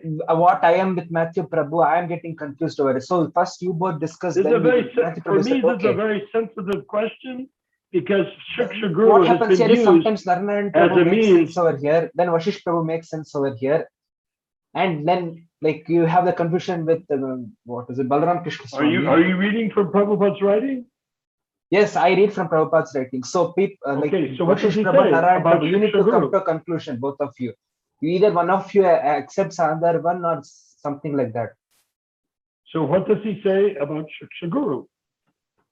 The Vashish Prabhu can come with the next week and he can the next meeting and he can prove his point, I think. Yes. Oh, you Okay, mean you and don't have, right now. what you're saying Right is now. you don't have, Right. you have no answer right now, right? No, because many times itself I've given these answers, but you guys are so stupid that you don't read these things. I'm sorry to say like this. Okay, you're so stupid that you don't read. I read. Okay, no, you don't read all these things. I'm sure you don't read because if Why? I'm Say you don't read. Again, I You will don't post say these. Shiksha Guru I and will. Diksha I Guru. will. Listen. Prabhupada said that I will Shiksha post. and Diksha Guru have to be on the same platform. Have you read You that? post it. Okay. You whatever. I give you 1 week's time. You send this particular reference, and I'm sending right now. I'm sending my reference points, and later on our next meeting we can discuss on these points. Okay, I'm done for today. Sure. Okay, let's talk for Fair enough. I'm sending my quotes. But Okay. I do not like legal Let's talk from speculation, evidence. Let's talk particularly from legal evidence. speculation, What is which best? is equal to the Okay, I take leave. GBC's Hare Krishna. Bye. lying. Can I speak? Go ahead. Sure.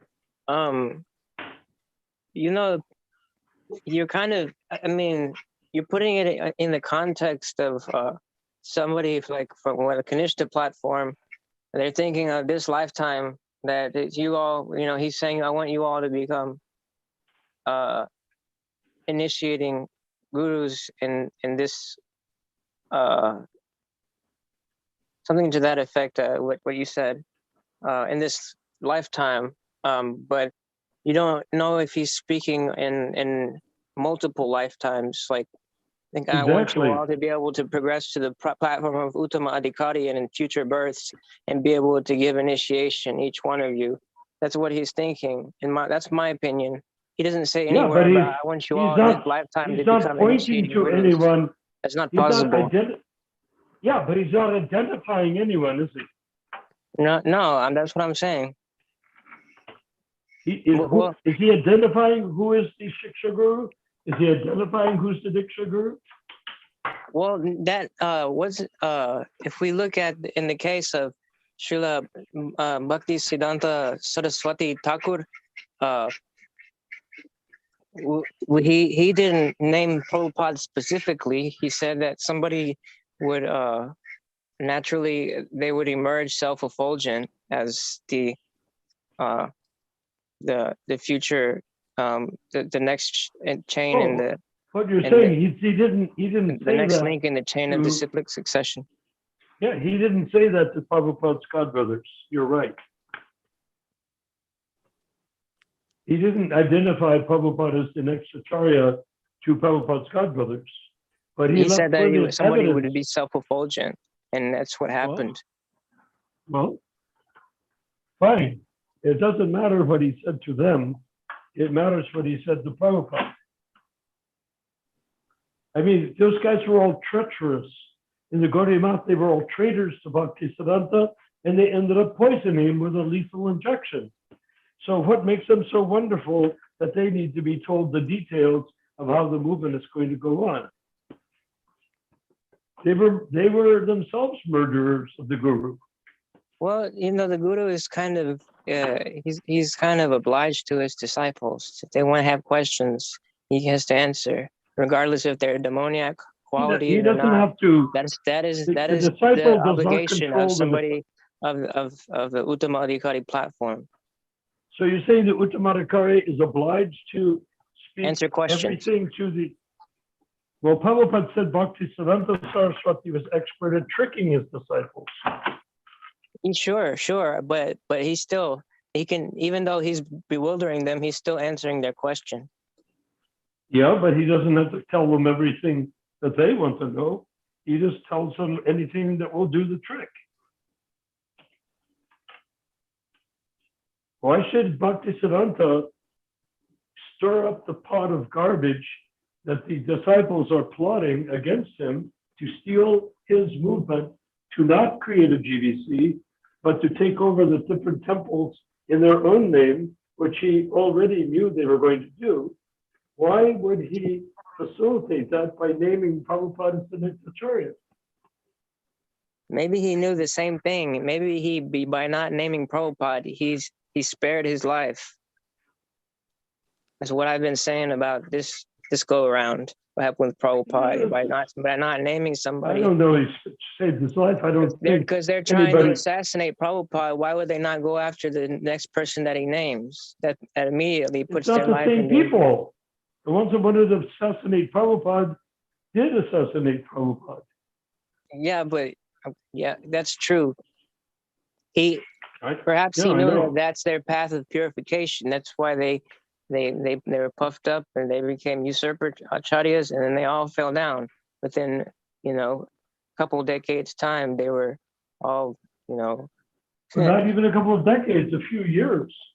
Yeah. Well, they started falling down that early, but like after 20, 30 years go by, they're all pretty much out of the picture, or like but, half. But because they half got what they thought they stream. wanted, and it didn't work out for them the way they hoped it would.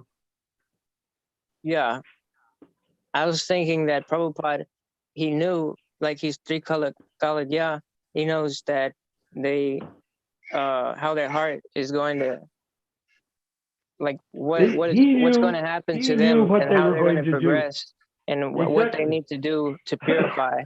So they're going to hellish planets to go do their penance, and then from there perhaps they can take another human here on this planet, maybe in a devotee family, maybe, I don't know. It's all by Prabhupada's mercy. Whoever murdered Prabhupada will have to go to a hellish planet. That's what I say. They will have to go to a hellish planet, like to do their penance forever, many thousands of years, and then burn, and then from there, burn up by fire.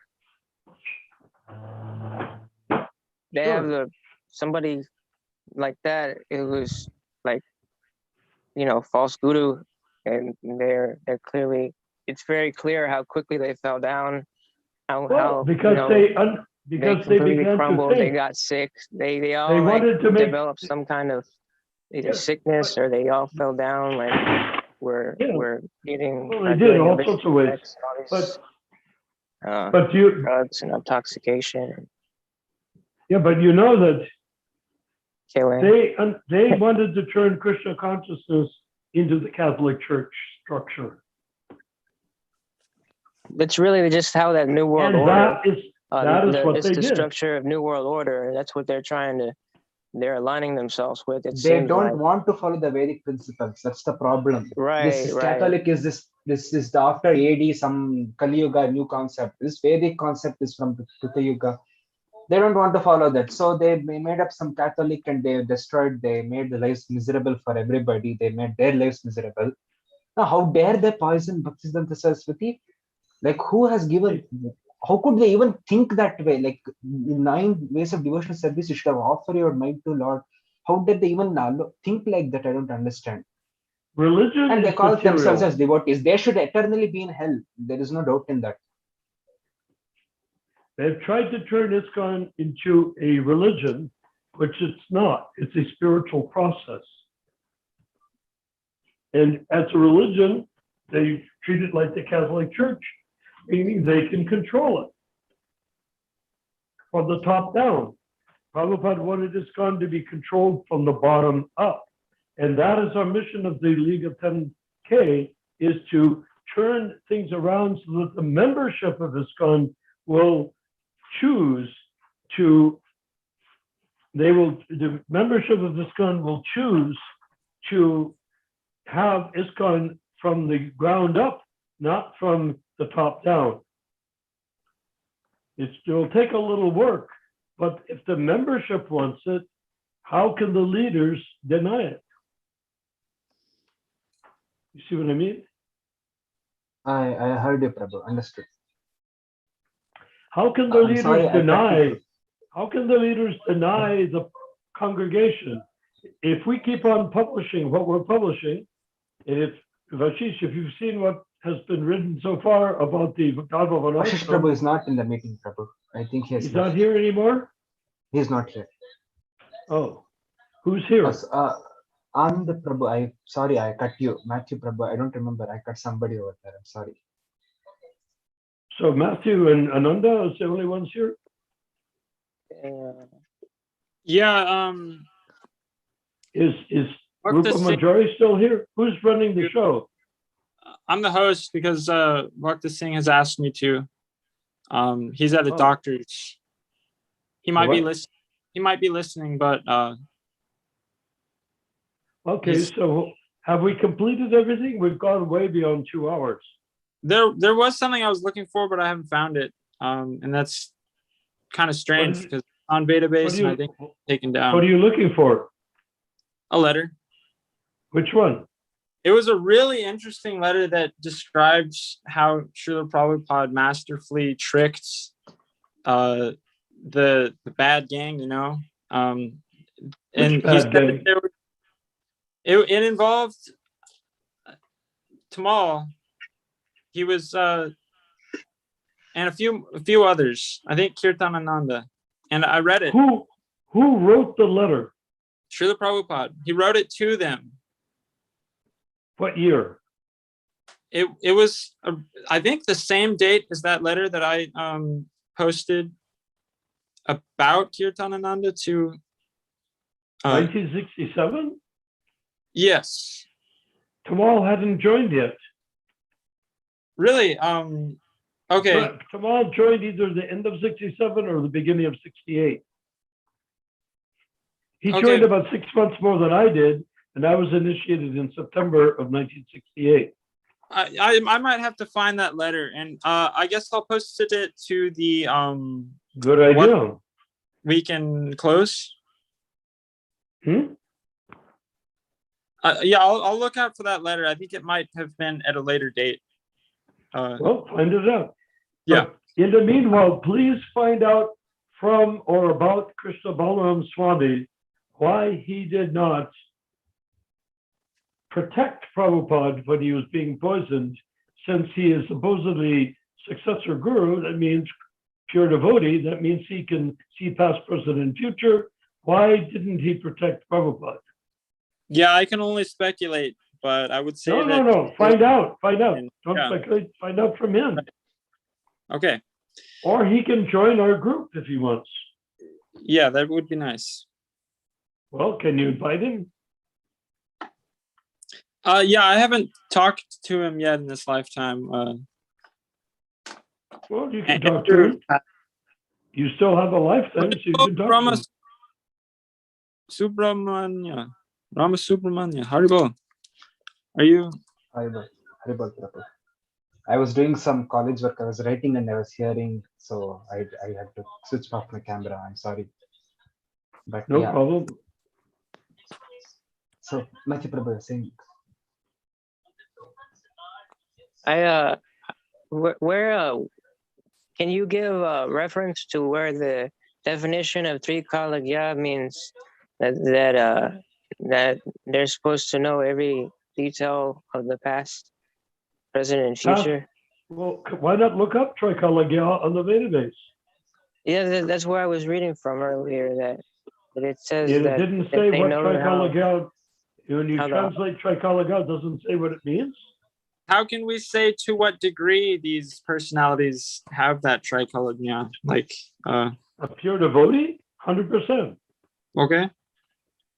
A pure devotee is on the same platform as Krishna. A pure devotee in Uddhavakai is in his rasa with Krishna. Yes. Okay. But no one is equal to or superior to Krishna. In a relative way, in a qualitative way, not. Krishna accepts. You can't really say that. Matthew, you can't really say that because Mother Yasoda is superior to Krishna. Yeah, Krishna accepts that relationship. Yeah, that's the rasa. But yeah, she's bewildered when she looks in his mouth, and it's so sweet. Yeah, she's the universal form. But the thing is that, or the whole cosmos. But that doesn't mean that when she sees, she is manipulated and controlled by Krishna, and she then tries to control Krishna, but he always wins in the end. Like she tied him to a grinding mortar, he dragged it and knocked down the two trees, Arjuna trees, and out came Nalakuvara and Managriva, the demigods that have been dancing around naked in a lake with a bunch of girls. Narada Muni didn't offer any respects to Narada Muni, so Narada Muni cursed them to become trees, Arjuna trees. Truly a boon. Yeah, but then the curse was actually a blessing because they were Arjuna trees in the courtyard of Nanda Maharaj. So the Nalakuvara and Managriva got to see Krishna's pastimes, which is a great reward compared to dancing around with girls. I think they were the sons of Manu, the treasurer of the universe. They got knocked over by the grinding stone. Yes, that Mother Yasoda tied Krishna to control him. So it backfired on Mother Yasoda. But nonetheless, she had the power to tie him up. Where it said, are you crazy, lady? You can't tie me up. I'm God. Now get out of here. He could have said that, but that's not his rasa with Mother Yasoda. He lets her control him because he likes being controlled by her. But he's still Krishna, so he sparks her vital maternal instinct by disobeying her. The ropes couldn't tie her, her love could. It's all very direct. There's no secrets to anything. Yeah. There's nothing secret about devotional service. It's all out in the open. Right. You don't But have to. it is like no that mysteries. waterfall analogy. It is sometimes stopped in the witness of the envious and. The envious don't come into our realm. We're not interested in them. Right. Yeah. We're interested in the who obeys Prabhupada, not who's jealous of Prabhupada or wants to become Prabhupada or wants to poison Prabhupada. We're not interested in such people. Yeah, We're but interested in Prabhupada's instruction, Prabhupada, and then disciple accepts instruction, and disciple accepts the example of the spiritual master. So when Prabhupada chants a certain tune, one doesn't think of chanting a different tune. yeah, I'm Why? just thinking that Because we the don't spiritual have- master gives you, why do you choose something else? That's stupid, no?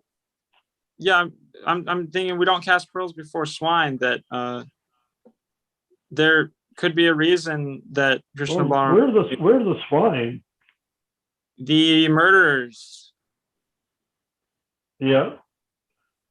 The murderers were That- trying to become regular gurus. Srila Prabhupada Prabhupada, did not Prabhupada cast. knew that, so he made them essentially into regular gurus by naming them as officiating acharyas, which Tamal changed to the word Ritvik, which wasn't Prabhupada's term in this case.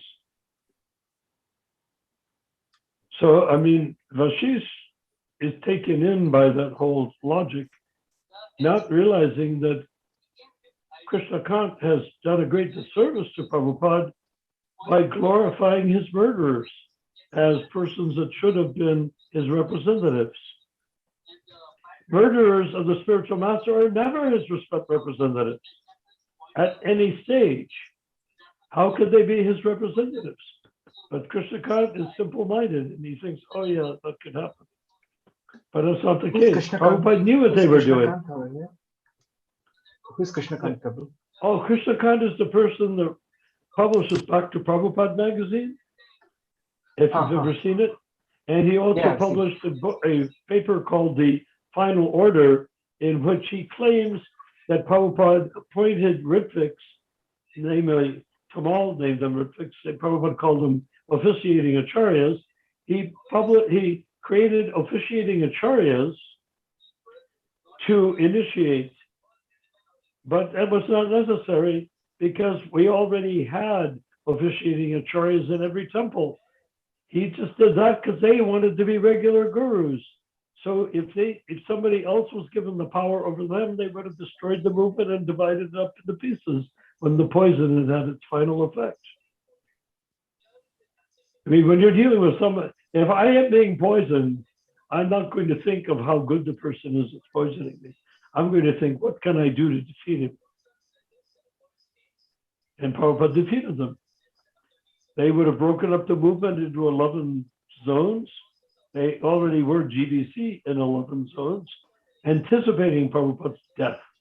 And so they wanted that. So Prabhupada turned it into 11 representatives, Ritviks, according to Tamal Ritviks. He introduced the word. And the Ritviks were then supposed to initiate, but they were already initiating in all the temples. All they had to do is say initiate. They didn't have to do anything. Why a bunch of murderers are Prabhupada's initiating successors? Really? I mean, can you imagine? But that would mean Prabhupada was stupid. And I am Prabhupada's disciple. Therefore, I cannot suggest that Prabhupada was stupid, nor do I believe in any way that Prabhupada was stupid. Not in any But way. but it could be outside these 11 members, right? The honest members of the society, they could be initiating, right? I'm sorry, say again?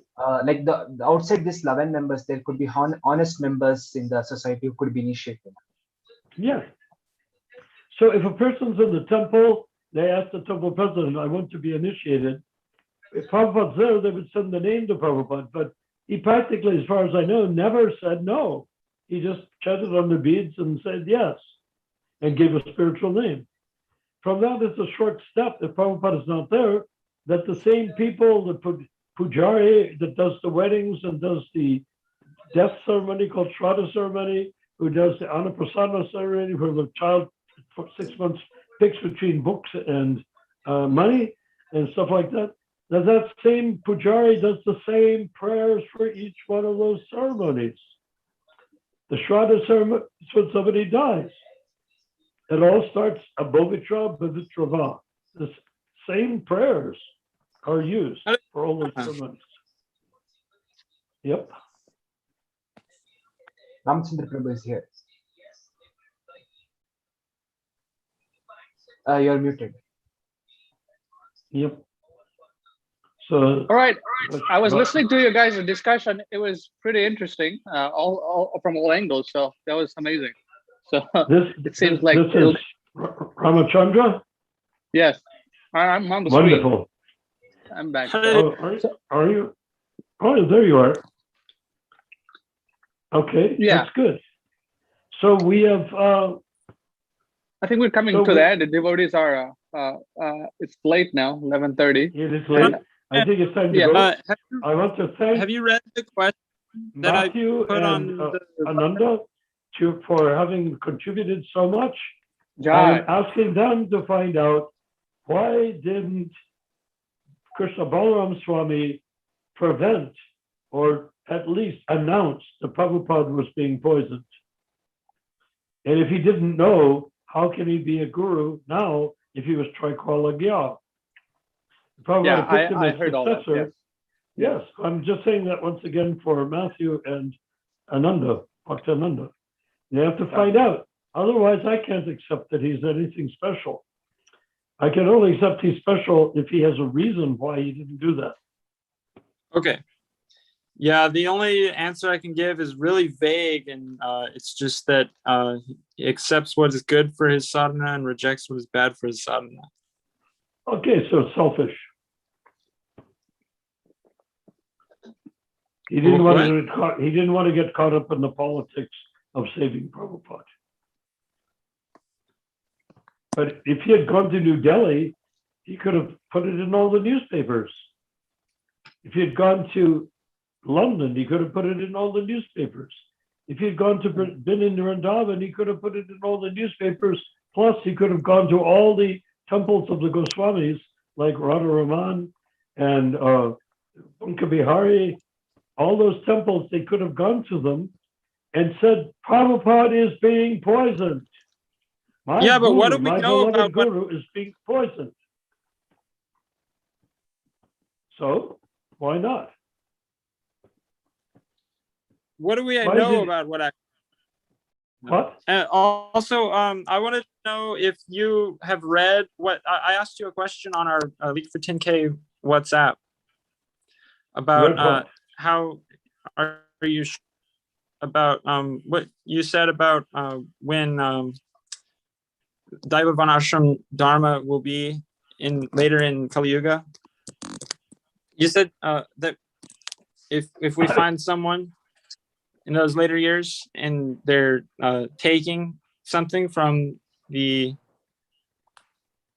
if we establish Daiva Varnashram, that will complete everything that's needed for the next 5,500 years. I have a specific question about, you said that if we found someone stealing from temple property, then we should ask them to chant Hare Krishna, and if they say no, shoot them.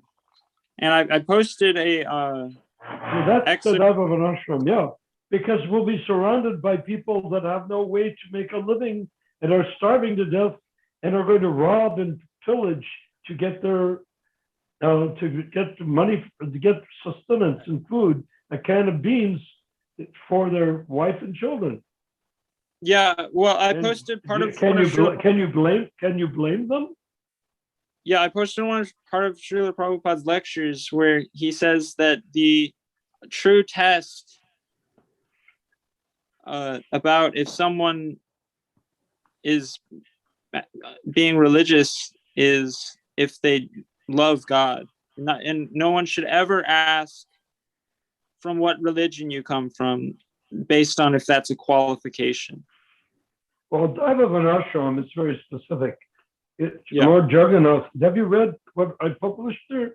Saying the whole Varnashram Dharma is Lord Jagannath's body. In other words, the Shudras are his legs, the Vaishyas are his stomach. So we're talking about Krishna all the way around. We're not talking about any other religion. Yeah, but basically, I mean, you can read it. It's in the WhatsApp link for 10K, and maybe you can so what is the point? Just that summarize it right now. I can hear it right now. I mean, just that there's other tests to see whether someone loves God. Like they might be. I remember that Srila Prabhupada said, if you don't like chanting Hare Krishna, that's okay. Say another name of God. Fine. So if a person comes to the Varnashram community, Daiva Varnashram community, which has Brahmins, Kshatriyas, Vaishyas, Shudras, divided and working very well in harmony with each other, just as all of Lord Jagannath's arms, stomach, legs, and head work well together, his too, then it doesn't matter what name of God they want. The question is, do they want to surrender to the Varnashram society or not? Okay, because what you specifically said was if they say no to chanting Hare Krishna, then shoot them immediately. And I kind of feel like that's what Prabhupada said. He did? Yeah. In 1967 or 68, he said it in Boston, and Jadharani, the artist, said, "Oh, Prabhupada, can I shoot people some too?" And Prabhupada laughed and said, "No, you can leave that to your godbrothers." But it's in the database, so you can look it up. Okay. So, chant Hare Krishna, because at that time, if people are coming to destroy your community and rape your women and kill your cows, what does it matter if they're Jesus freaks or Buddhists? What does it matter? They're there to kill you. And we have Lord Jagannath, so we say, can you chant Hare Krishna? No, you shoot them. Why? Because otherwise they'll shoot you. Yeah, so that's like the situation where they're already on the property. Your cows. What? Yeah, that's the situation where they're like already on the property and doing the stealing. No, they come into the border. We have Kshatriyas at the border, checkpoints. Yeah. And so they come down the road on a horse or a Harley Davidson with a bow and arrow or a machine gun or both. And they come down the driveway and say, "Get out of our way. We want to kill your cows and rape your women." And they say, "Well, do you want to have some prasadam first? We're about to serve prasadam." "What do you mean?" "Well, let's see. Here's this nice dish. Do you want some?" "Where's the meat? There's no meat in it. We don't want to eat it. We'll only want to eat meat."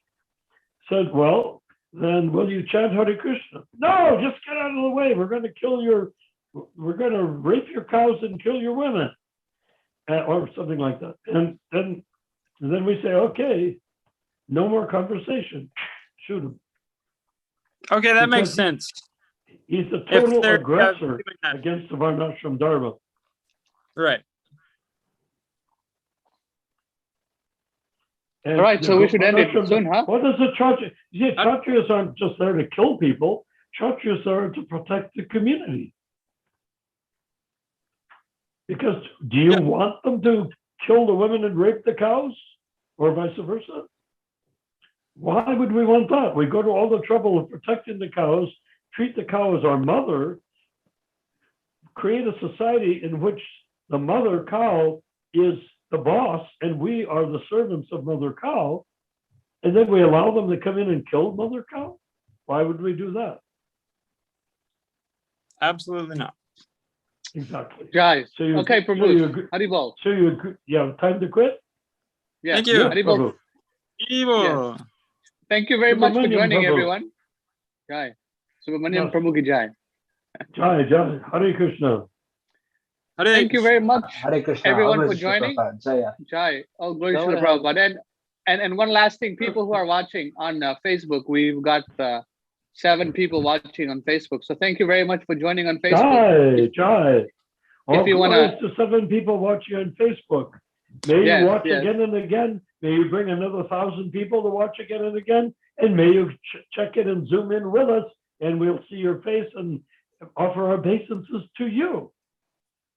Jai. Okay. And our next session will be I am the official. servant. Huh? Jai. I'm pretty loud, So- loud guy, but I'm the servant, believe it or not. And Okay, our next Ramachandra is the boss. He's the chairman. Okay, Prabhus. So our next meeting will be on Wednesday, official meeting. So we might have an unofficial meeting on Monday or Tuesday. If anyone wants to have a meeting, like today, Matthew Prabhu was taking charge of the meeting. So if anyone wants to do it, we can have one tomorrow. So, Matthew Prabhu or Andrew Ananda Prabhu, Subramaniam Prabhu, if they want to discuss anything, sure. That's good. And insofar as I can, I will try to become part of the meeting as well. Jai. And Amazing. And by the way, did you notice, Ramachandra, I sent another third section to the Varnashram thing. We were going to discuss this Varnashram stuff, but Matthew presented such interesting challenges that we stuck with Matthew the whole time. And then Vashish came in. He posted something in the League to 10K. I'm not sure what it is, some quote. So we're creating a nice dynamic. But we do want to get back to the Varnashram Dharma at some point. Yes. Right. Yeah, Right. I'm real interested in hearing about that. Just for to be able to learn the philosophy of the projects that a person has an aspiration to be able to establish some Varnashram system, even on a small scale. It's important to learn the philosophy and hear a discussion about the subject matter. All right. So thank you very much. I'll end it here now, Prabhu. Haribol. Hare Krishna. Hare Krishna. Hare Krishna. Thank you, Prabhu.